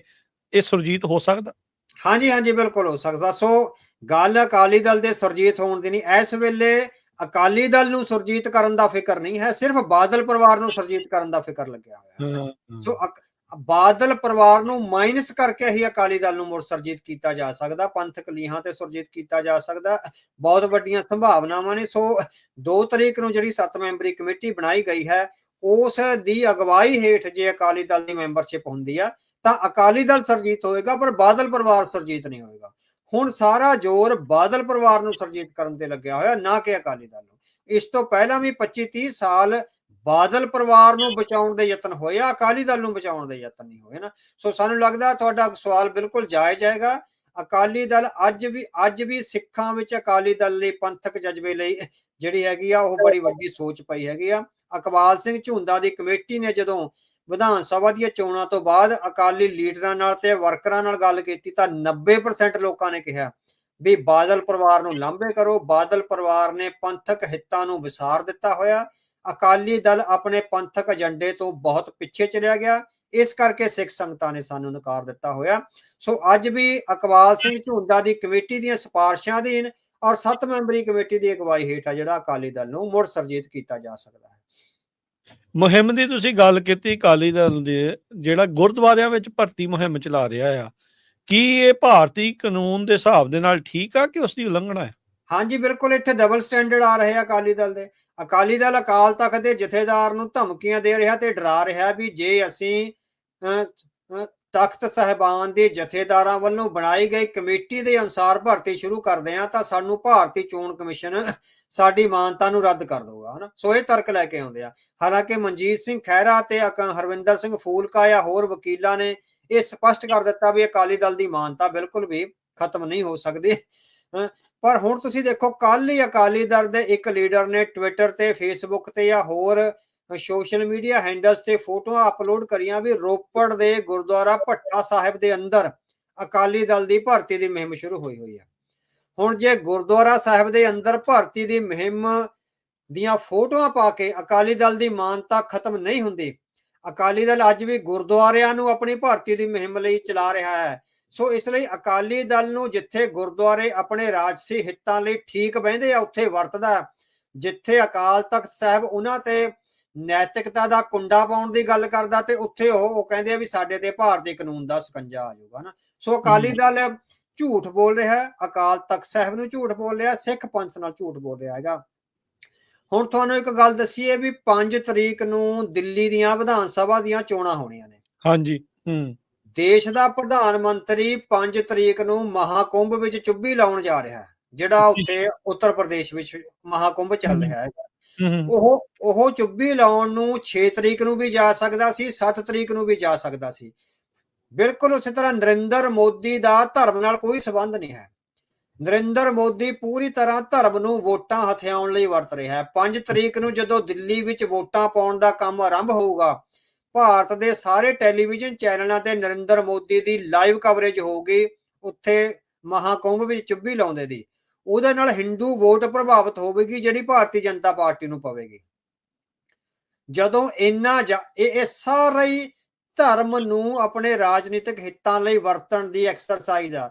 ਜੇ ਉਹਦੀਆਂ ਇਹ ਐਕਸਰਸਾਈਜ਼ ਤੇ ਜਿਹੜਾ ਚੋਣ ਕਮਿਸ਼ਨ ਆ ਭਾਰਤੀ ਜਨਤਾ ਪਾਰਟੀ ਦੀ ਮਾਨਤਾ ਰੱਦ ਨਹੀਂ ਕਰਦਾ ਤਾਂ ਅਕਾਲੀ ਦਲ ਦੀ ਮਾਨਤਾ ਰੱਦ ਨਹੀਂ ਹੋ ਸਕਦੀ, ਜੇ ਉਹ ਸ਼੍ਰੀ ਅਕਾਲ ਤਖਤ ਸਾਹਿਬ ਦੀਆਂ ਜਿਹੜੀਆਂ ਹੈਗੀਆਂ ਅਗਵਾਈ ਹੇਠ ਬਣਾਈ ਹੋਈ ਜਿਹੜੀ ਕਮੇਟੀ ਆ ਉਹਦੇ ਅਧੀਨ ਆਪਣੀਆਂ ਉਹ ਕਰਦਾ ਹੈਗਾ।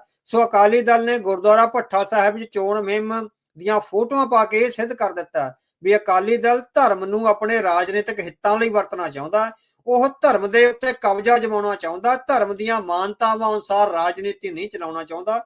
ਉਹ ਅਦਰ ਵੇ ਆਊਟ ਆ ਜਿਹੜੀ ਆਪਣੀ ਰਾਜਨੀਤੀ ਚਲਾਉਣਾ ਚਾਹੁੰਦਾ, ਜਿਹੜੀ ਭ੍ਰਿਸ਼ਟਾਚਾਰ ਨਾਲ ਭਰੀ ਹੋਈ ਹੈ। ਜੀ ਜੀ ਬਿਲਕੁਲ। ਅਗਲੀ ਜਿਹੜੀ ਗੱਲ ਕਰੀਏ, ਹੁਣ ਇਲੈਕਸ਼ਨਾਂ ਦੀ ਗੱਲ ਕੀਤੀ, ਇਲੈਕਸ਼ਨਾਂ ਦੇ ਮੌਕੇ ਜਿਹੜਾ ਡੇਰੇ ਸਿਰਸੇ ਦਾ ਮੁਖੀ ਆ ਉਸ ਨੂੰ ਅਕਸਰ ਪਰੋਲ ਜਿਹੜੀ ਉਹ ਮਿਲ ਜਾਂਦੀ ਆ। ਇਹ ਹੁਣ ਜਿਹੜੀਆਂ ਦਿੱਲੀ ਦੀਆਂ ਤੇ ਆਈ ਥਿੰਕ ਹਰਿਆਣੇ ਦੇ ਵਿੱਚ ਲੋਕਲ ਜਿਹੜੀਆਂ ਚੋਣਾਂ ਡਿਫਰੈਂਟ ਜਿਹੜੀਆਂ ਆ ਰਹੀਆਂ, ਉਸ ਮੌਕੇ ਇਹਨੂੰ ਪਰੋਲ ਜਿਹੜੀ ਉਹ ਦਿੱਤੀ ਆ ਤੇ ਪਰੋਲ ਦੇ ਕੇ ਇਹਨੂੰ ਲਿਆਂਦਾ ਵੀ ਇਸ ਵਾਰ ਸਿਰਸੇ ਜਿਹੜਾ ਗਿਆ ਆ। ਇਸ ਤੇ ਕੀ ਅਰਥ ਨੇ? ਹਾਂਜੀ, ਇਹਦਾ ਅਰਥ ਬਿਲਕੁਲ ਸਪਸ਼ਟ ਹੈਗੇ ਨੇ ਵੀ ਉਹ ਸਿੱਖਾਂ ਨੂੰ ਦੱਸ ਰਹੇ ਆ ਵੀ ਤੁਹਾਡੇ ਦੁਸ਼ਮਣਾਂ ਦਾ ਅਸੀਂ ਜਿੱਦਾਂ ਵੀ ਮਹਿਮਾਨਾਂ ਵਾਂਗ ਸਵਾਗਤ ਕਰਾਂਗੇ। ਸੋ ਜਿਨ੍ਹਾਂ ਨੇ ਗੁਰੂ ਗ੍ਰੰਥ ਸਾਹਿਬ ਜੀ ਦੀ ਬੇਅਦਬੀ ਕਰਵਾਈ ਆ ਔਰ ਜਿਹਨੇ ਮੌੜ ਮੰਡੀ ਦੇ ਬੰਬ ਧਮਾਕੇ ਵਿੱਚ ਜਿਹਦੇ ਡੇਰੇ ਤੱਕ ਜਿਹੜੀ ਹੈਗੀ ਆ ਇਨਵੈਸਟੀਗੇਸ਼ਨ ਪਹੁੰਚੀ ਹੋਈ ਆ ਵੀ ਉਹ ਜਿਹੜਾ ਸਿੱਖਾਂ ਨੂੰ ਤੰਗ ਕਰਨ ਵਾਲਾ ਕੋਈ ਵੀ ਐਲੀਮੈਂਟ ਹੈਗਾ ਭਾਰਤੀ ਸਮਾਜ ਵਿੱਚ, ਉਹਦੀ ਜਿਹੜੀ ਸਰਕਾਰ ਹੈ ਸਰਪ੍ਰਸਤੀ ਕਰੇਗੀ। ਸੋ ਸਿੱਖਾਂ ਨੂੰ ਇਹ ਸੰਦੇਸ਼ ਹੈਗਾ ਵੀ ਤੁਹਾਡੇ 30 ਸਾਲਾਂ ਤੋਂ ਬੰਦ ਕੈਦੀਆਂ ਨੂੰ 1 ਘੰਟੇ ਦੀ ਵੀ ਪਰੋਲ ਨਹੀਂ। ਹੁਣ ਤੁਸੀਂ ਦੇਖੋ, ਇੱਕ ਸਿੰਘ ਹੈਗਾ ਡਿਬਰੂਗੜ੍ਹ ਜੇਲ੍ਹ ਵਿੱਚ ਬੰਦ ਆ, ਉਹਦੇ ਮਾਤਾ ਜੀ ਚੜ੍ਹਾਈ ਕਰ ਗਏ ਸੀ। ਕਾਨੂੰਨੀ ਤੌਰ ਤੇ ਇਹ ਦਿੱਤਾ ਗਿਆ ਵੀ ਉਹ 7 ਦਿਨਾਂ ਦੀ ਪਰੋਲ ਤੇ ਆਇਆ, ਪਰ ਉਹ 1 ਘੰਟੇ ਲਈ ਆਪਣੇ ਘਰ ਆਇਆ, ਬਾਕੀ 6 ਦਿਨ ਉਹਨੂੰ CIA ਸਟਾਫ ਵਿੱਚ ਬੰਦ ਰੱਖਿਆ ਗਿਆ ਤੇ 7ਵੇਂ ਦਿਨ ਡਿਬਰੂਗੜ੍ਹ ਭੇਜਤਾ ਹੋਇਆ। ਵਾਪਸ ਕਰ ਉਹ ਪੈਰੋਲ ਨਹੀਂ ਸੀ, ਉਹ ਥਾਣੇ ਵਿੱਚ ਬੰਦੀ ਰੱਖਿਆ ਗਿਆ। ਤੇ ਦੂਜੇ ਪਾਸੇ ਇਹ ਆ ਜਿਹੜੇ ਸਾਧ ਸੰਤ ਆਪਣੇ ਆਪ ਨੂੰ ਕਹਾਉਂਦੇ, ਜਿਨ੍ਹਾਂ ਤੇ ਇੰਨੇ ਘਿਨਾਉਣੇ ਜੁਰਮ ਨੇ, ਕਤਲਾਂ ਦੇ ਜੁਰਮ ਨੇ, ਬੀਬੀਆਂ ਦੀ ਬੇਪਤੀ ਕਰਨ ਦੇ ਜੁਰਮ ਨੇ, ਉਹਨਾਂ ਨੂੰ ਮਹਿਮਾਨਾਂ ਵਾਂਗ ਆ ਜਿਹੜਾ ਹੁਣ ਲੱਗਦਾ ਵੀ ਜੇਲ੍ਹ ਵਿੱਚ ਤਾਂ ਉਹ 1 ਅੱਧਾ ਦਿਨ ਕੱਟਣ ਹੀ ਜਾਂਦਾ, ਬਾਕੀ ਤਾਂ ਉਹ ਬਾਹਰ ਆ ਕੇ ਇਸ ਤਰ੍ਹਾਂ ਆਪਣੀ ਇਆਸ਼ੋ ਹੀ ਕਰਦਾ ਨਾ। ਸੋ ਉਹਦਾ ਵੋਟਾਂ ਨਾਲ ਵੀ ਸੰਬੰਧ ਹੈ, ਦਿੱਲੀ ਦੀਆਂ ਵੋਟਾਂ ਨਾਲ ਸੰਬੰਧ ਹੈ ਤੇ ਹਰਿਆਣੇ ਵਿੱਚ ਜਿਹੜੀਆਂ ਲੋਕਲ ਇਲੈਕਸ਼ਨਾਂ ਹੋ ਰਹੀਆਂ ਉਹਦੇ ਨਾਲ ਵੀ ਸੰਬੰਧ ਹੈਗਾ। ਸੋ ਲਗਾਤਾਰ ਭਾਰਤੀ ਸਟੇਟ ਆ ਜਿਹੜੀ ਉਹ ਸਿੱਖਾਂ ਨੂੰ ਸੰਦੇਸ਼ ਦੇ ਰਹੀ ਹੈਗੀ ਆ ਵੀ ਤੁਹਾਡੇ ਖਿਲਾਫ ਕਾਰਵਾਈਆਂ ਕਰਨ ਵਾਲੇ ਹਰ ਵਿਅਕਤੀ ਦੀ ਪਿੱਠ ਤੇ ਅਸੀਂ ਖੜੇ ਆ ਔਰ ਉਹਦੀ ਕੋਈ ਹਵਾ ਵੱਲ ਵੀ ਨਹੀਂ ਤੱਕ ਸਕਦਾ। ਅਸੀਂ ਪੂਰੇ ਸਵਾਗਤ ਨਾਲ ਆ ਜਿਹੜਾ ਉਹਦੇ ਪੁਸ਼ਤ ਪਨਾਹੀ ਕਰਾਂਗੇ ਤੇ ਉਹਨੂੰ ਰਾਜਨੀਤਿਕ ਜਿਹੜੇ ਗਲਿਆਰਿਆਂ ਤੱਕ ਲੈ ਕੇ ਜਾਵਾਂਗੇ। ਸੋ ਇਹ ਸਿੱਖਾਂ ਨੂੰ ਸੰਦੇਸ਼ ਭਾਰਤ ਸਰਕਾਰ ਵੱਲੋਂ ਲਗਾਤਾਰ ਦਿੱਤਾ ਜਾ ਰਿਹਾ ਹੈ। ਜੀ, ਪਹਿਲੀ ਵਾਰ ਨਹੀਂ, ਅਖੀਰਲੀ ਵਾਰ ਨਹੀਂ, ਅੱਗੇ ਵੀ ਜਿਹੜਾ ਇਹੀ ਕੁਛ ਹੁੰਦਾ ਰਹੇਗਾ ਤੇ ਅੱਗੇ ਵੀ ਲੱਗਦਾ ਨਹੀਂ ਕੋਈ ਬੜਾ ਫਰਕ ਜਿਹੜਾ ਇਸ ਦੇ ਵਿੱਚ ਪੈਣ ਵਾਲਾ ਹੈਗਾ। ਥੋੜਾ ਜਿਹਾ ਰੁੱਖ ਜਿਹੜਾ ਆਪਾਂ ਬਦਲਦੇ ਆ, ਪੰਜਾਬ ਸਰਕਾਰ ਨੇ ਕਰੋੜਾਂ ਰੁਪਏ ਦੇ ਇਸ਼ਤਿਹਾਰ ਕਹਿੰਦੇ ਹੋਰ ਰਾਜਾਂ ਦੇ ਅਖਬਾਰਾਂ ਦੇ ਵਿੱਚ ਜਿਹੜੇ ਉਹ ਛਾਪ ਰਹੇ ਨੇ। ਇਹ ਹੁਣ ਪੈਸੇ ਦੀ ਸਿੱਧੀ ਬਰਬਾਦੀ ਹੋਈ ਆ। ਹਾਂਜੀ ਹਾਂਜੀ ਹਾਂਜੀ, ਸੋ ਬੜੀਆਂ ਉਮੀਦਾਂ ਨਾਲ ਆ ਜਿਹੜੀ ਪੰਜਾਬ ਦੇ ਲੋਕਾਂ ਨੇ ਕਿਸੇ ਬਦਲ ਲਈ ਵੋਟਾਂ ਪਾਈਆਂ ਸੀ। ਸੋ ਜਿਸ ਤਰ੍ਹਾਂ ਭਗਵੰਤ ਮਾਨ ਉਹਨੇ ਲੋਕਾਂ ਨੂੰ ਸੁਪਨੇ ਦਿਖਾਉਂਦੇ ਹੁੰਦੇ ਸੀ ਵੀ ਅਸੀਂ ਪੈਸੇ ਦੀ ਬਰਬਾਦੀ ਰੋਕਾਂਗੇ, VIP ਕਲਚਰ ਖਤਮ ਕਰਾਂਗੇ। ਸੋ ਜਿਹੜੇ ਕਾਂਗਰਸ ਦੇ ਲੀਡਰ ਨੇ MLA ਪ੍ਰਗਟ ਸਿੰਘ, ਉਹਨਾਂ ਨੇ ਆਪਣੇ ਟਵਿੱਟਰ ਅਕਾਊਂਟ ਤੇ ਸ਼ੋਅ ਕਰਿਆ ਬੰਬੇ ਦੇ ਅਖਬਾਰਾਂ ਵਿੱਚ ਪੂਰੇ ਸਫੇ ਦਾ ਕਲਰ ਇਸ਼ਤਿਹਾਰ ਲੱਗਿਆ ਪੰਜਾਬ ਦੇ ਮੁੱਖ ਮੰਤਰੀ ਭਗਵੰਤ ਸਿੰਘ ਮਾਨ ਦਾ ਨਾ। ਸੋ ਇਹ ਹਿਮਾਕਤ ਤਾਂ ਕਦੇ ਅਕਾਲੀ ਦਲ ਔਰ ਕਾਂਗਰਸ ਨੇ ਨਹੀਂ ਸੀ ਕਰੀ ਵੀ ਸਾਨੂੰ ਬੰਬੇ ਦੇ ਅਖਬਾਰਾਂ ਵਿੱਚ ਇਸ਼ਤਿਹਾਰ ਦੇਣ ਦੀ ਕੀ ਜ਼ਰੂਰਤ ਆ, ਉਹ ਵੀ ਪੰਜਾਬ ਸਰਕਾਰ ਦੇ ਫੈਸਲੇ ਪੈਸਿਆਂ ਚੋਂ। ਸੋ ਇਟ ਮੀਨਸ ਹੁਣ ਤੁਸੀਂ ਦੇਖੋ ਆਪਾਂ ਮੀਡੀਆ 'ਚ ਰਹਿੰਦੇ ਹੈਗੇ, ਆਪਾਂ ਨੂੰ ਅਖਬਾਰਾਂ ਦੀਆਂ ਇਸ ਵੇਲੇ ਦੀਆਂ ਕੀਮਤਾਂ ਦਾ ਪਤਾ ਹੈ। ਬੰਬੇ ਵਿੱਚ ਛਪਣ ਵਾਲੇ ਜਿਹੜੇ ਅਖਬਾਰ ਨੇ, ਚਾਹੇ ਹਿੰਦੁਸਤਾਨ ਟਾਈਮ ਆ, ਦੈਨਿਕ ਜਾਗਰਣ ਆ, ਭਾਸਕਰ ਆ, ਮੇਰੇ ਹਿਸਾਬ ਨਾਲ ਵੀ ਘੱਟੋ ਘੱਟ ਉਹ ਜੇ ਇੱਕ ਸਫੇ ਦਾ ਹੁਣ ਪੂਰਾ ਬੰਬੇ, ਪੂਰੇ ਮਹਾਰਾਸ਼ਟਰ ਵਿੱਚੋਂ ਜਾਣੇ ਹੈਗੇ ਆ। ਪੂਰੇ ਮਹਾਰਾਸ਼ਟਰ ਵਿੱਚ ਜਿਹੜਾ ਅਖਬਾਰ ਜਾਂਦਾ ਉਹਦੀ ਇੱਕ ਸਫੇ ਦੀ ਕਲੜ ਜਿਹੜੀ ਹੈਗੀ ਆ ਘੱਟੋ ਘੱਟ ਵੀ 2 ਤੋਂ 5 ਕਰੋੜ ਰੁਪਏ ਤੱਕ ਹੋਗੀ। ਮੇਰੇ ਹਿਸਾਬ ਨਾਲ 5 ਕਰੋੜ ਤੱਕ ਉਹਦੀ ਕੀਮਤ ਇੱਕ ਅਖਬਾਰ ਦਾ ਮੈਗਜ਼ੀਨ, ਜਾਨੀ ਇੱਕ ਪੂਰੇ ਸਫੇ ਦਾ ਕਲਰ ਮੈਗਜ਼ੀਨ ਹੋਏਗਾ ਪੂਰੇ ਮਹਾਰਾਸ਼ਟਰ ਵਿੱਚ ਜਿਹੜਾ ਛਪਦਾ।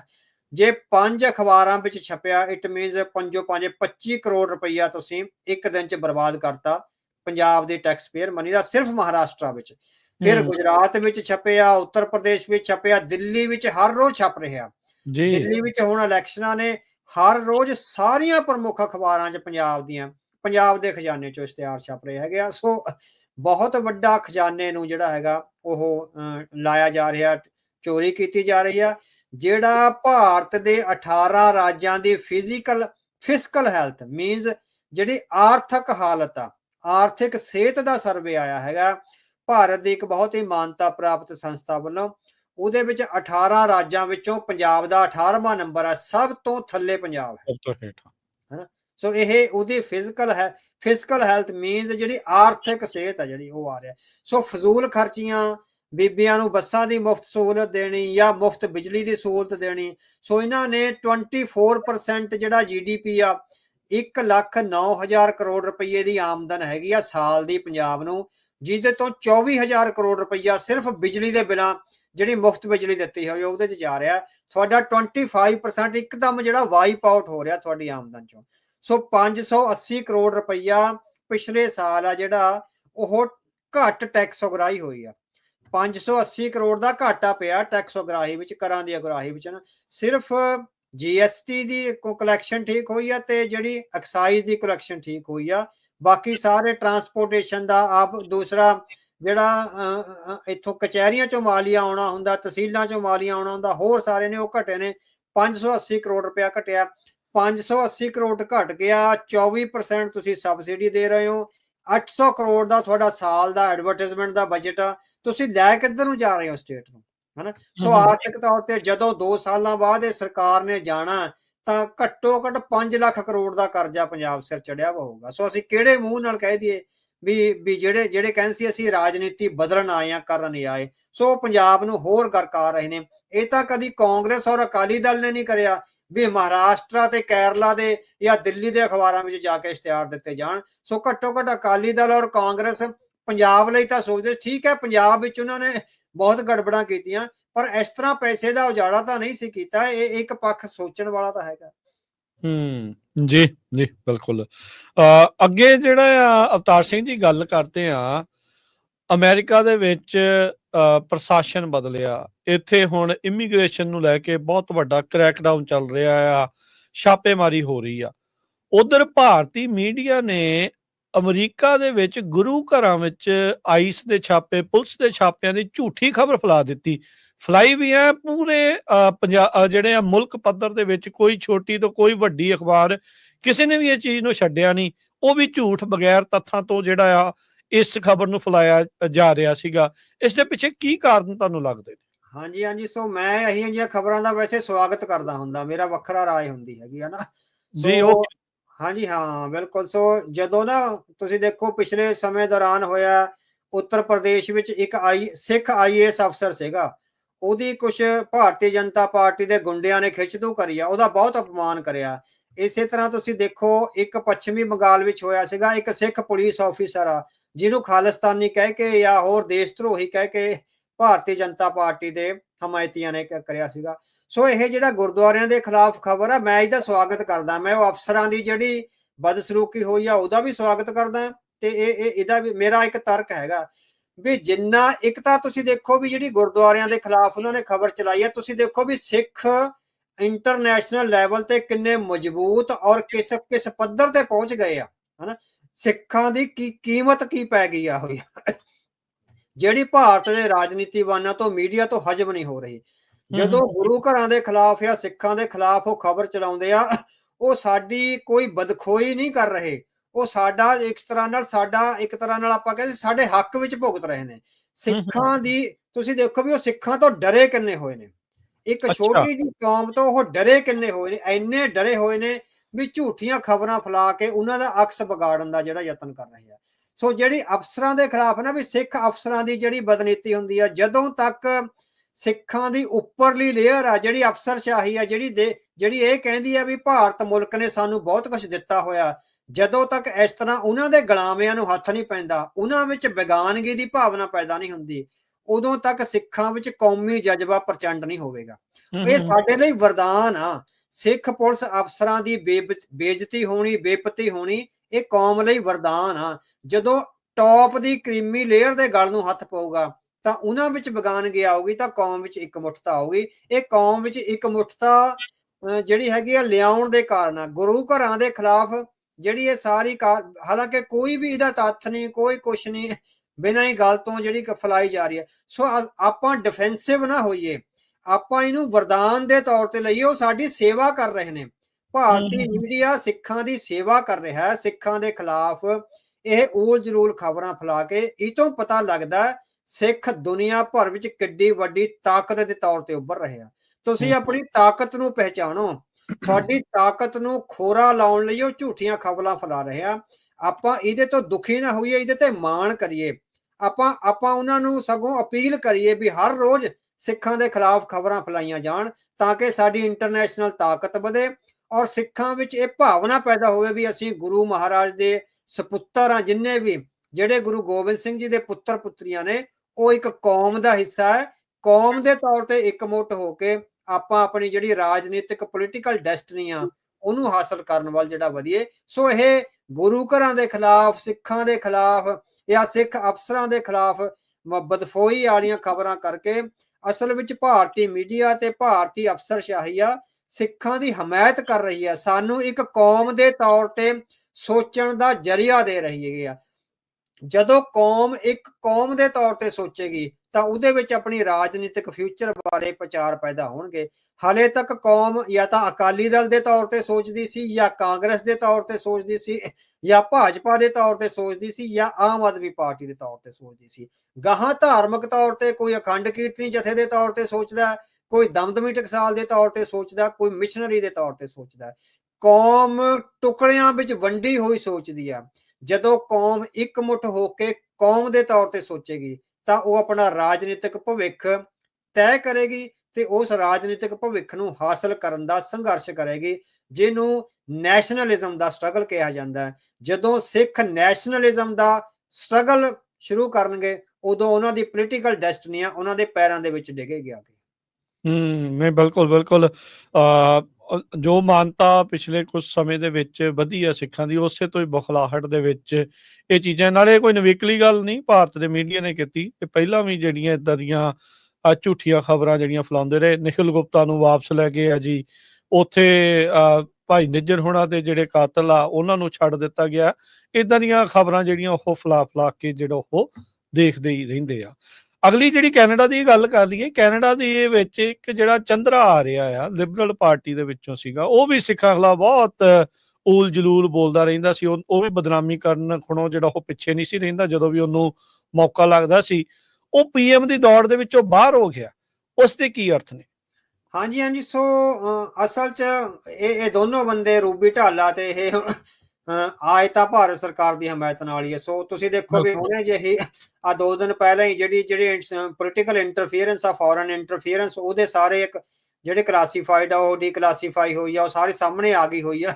ਉਹਦੇ ਵਿੱਚ ਜਿੰਨੇ ਵੱਡੇ ਇਲਜ਼ਾਮ ਆ ਭਾਰਤੀ ਸਰਕਾਰ ਤੇ ਜਾਂ ਭਾਰਤ ਦੇ ਏਜੰਟਾਂ ਤੇ ਵੀ ਕਿਸ ਤਰ੍ਹਾਂ ਉਹਨਾਂ ਨੇ ਲੋਕਾਂ ਨੂੰ ਧਮਕਾਇਆ। ਉਹਨਾਂ ਦੇ ਇੱਕ ਨੌਜਵਾਨ ਨੇ ਮੇਰੇ ਖਿਆਲ ਗਵਾਹੀ ਦਿੱਤੀ ਵੀ ਪੁਲਿਸ ਮੇਰੇ ਘਰੇ ਗਈ ਤੇ ਮੇਰੇ ਭਰਾ ਨੂੰ ਭਾਰਤ ਛੱਡ ਕੇ ਭੱਜਣਾ ਪਿਆ, ਉਹ ਦੁਬਈ ਚਲੇ ਗਿਆ, ਵੀਜ਼ੇ ਬੰਦ ਕੀਤੇ ਗਏ, ਉਹਨਾਂ ਨੂੰ ਜਿਸ ਤਰ੍ਹਾਂ ਧਮਕਾਇਆ ਜਾਂਦਾ ਰਿਹਾ। ਸੋ ਇੱਕ ਥਾਂ ਤੇ ਮੇਰੇ ਖਿਆਲ ਟਿੱਪਣੀ ਆਈ ਆ ਵੀ ਉਹ ਇੱਕ ਤਰ੍ਹਾਂ ਨਾਲ ਜਿਹੜੇ ਕੌਂਸੂਲੇਟ ਆ ਉਹ ਪੁਲਿਸ ਸਟੇਸ਼ਨਾਂ ਦੇ ਤੌਰ ਤੇ ਵਰਕ ਕਰਦੇ ਸੀ।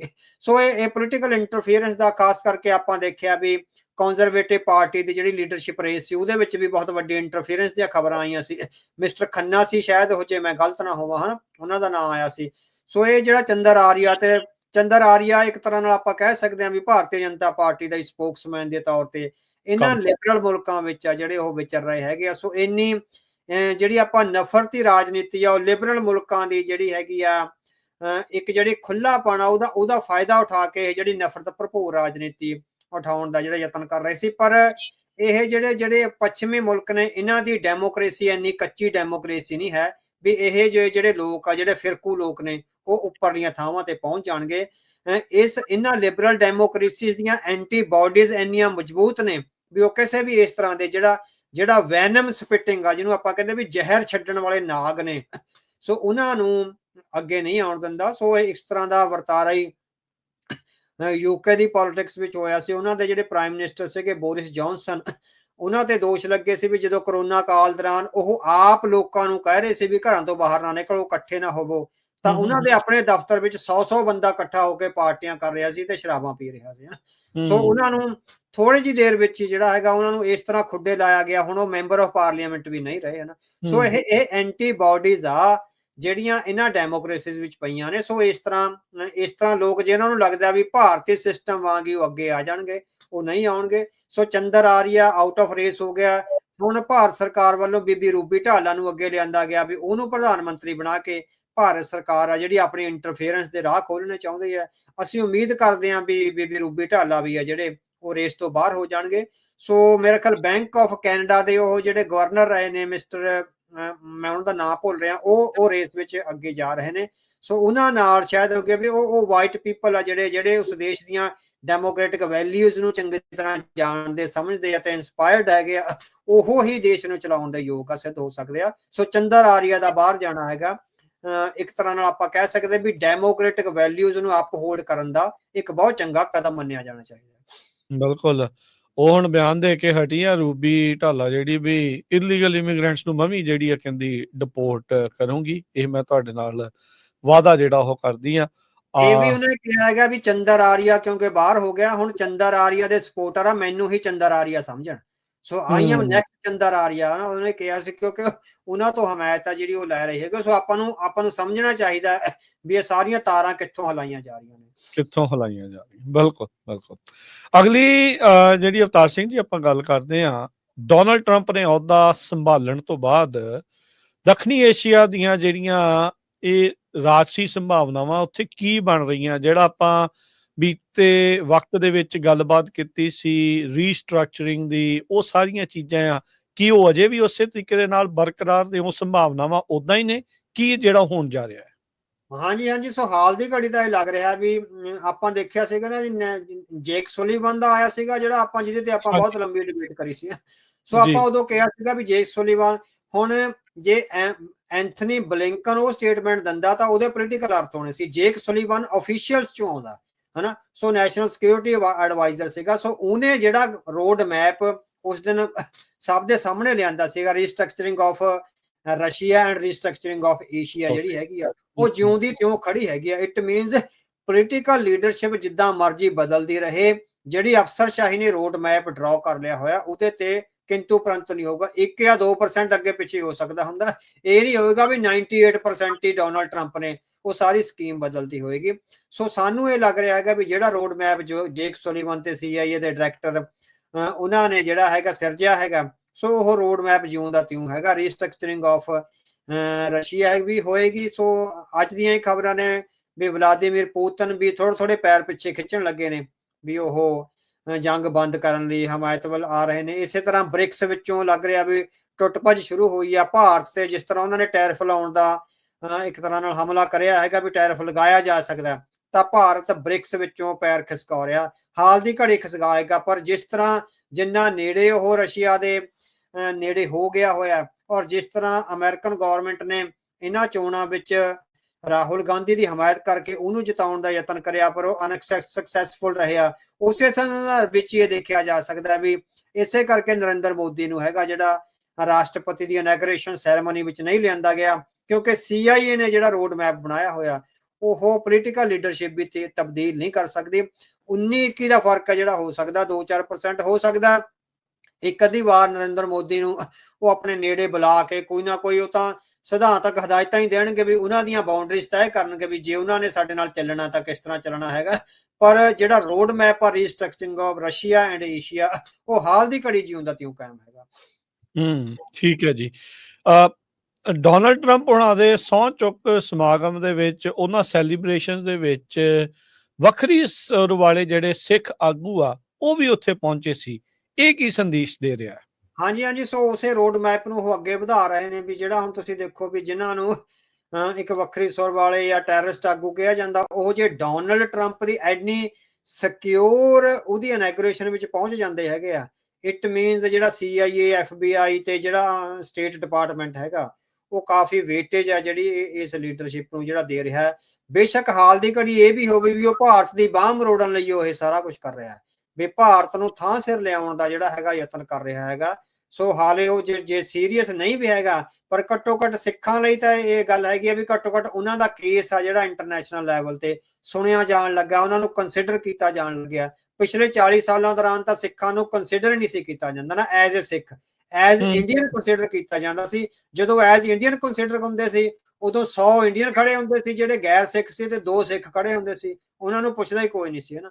ਹੁਣ ਜਦੋਂ ਐਜ਼ ਏ ਸਿੱਖ ਤੁਹਾਨੂੰ ਕੰਸੀਡਰ ਕਰ ਰਹੇ ਆ ਤਾਂ 100% ਵੇਟੇਜ ਤੁਹਾਡੀ ਐਜ਼ ਏ ਸਿੱਖ ਆ ਜਿਹੜੀ ਉਹ ਕੰਸੀਡਰ ਹੁੰਦੀ ਆ। ਸੋ ਇਹ ਸਿੱਖਾਂ ਲਈ ਕਮਾਉਣ ਵਾਲੀ ਗੱਲ ਹੈਗੀ ਆ ਵੀ ਸਾਨੂੰ ਐਜ਼ ਏ ਸਿੱਖ ਨੇਸ਼ਨ ਦੇ ਤੌਰ ਤੇ ਇੰਟਰਨੈਸ਼ਨਲ ਲੈਵਲ ਤੇ ਕੰਸੀਡਰੇਸ਼ਨ ਮਿਲੀ ਹੈਗੀ ਆ।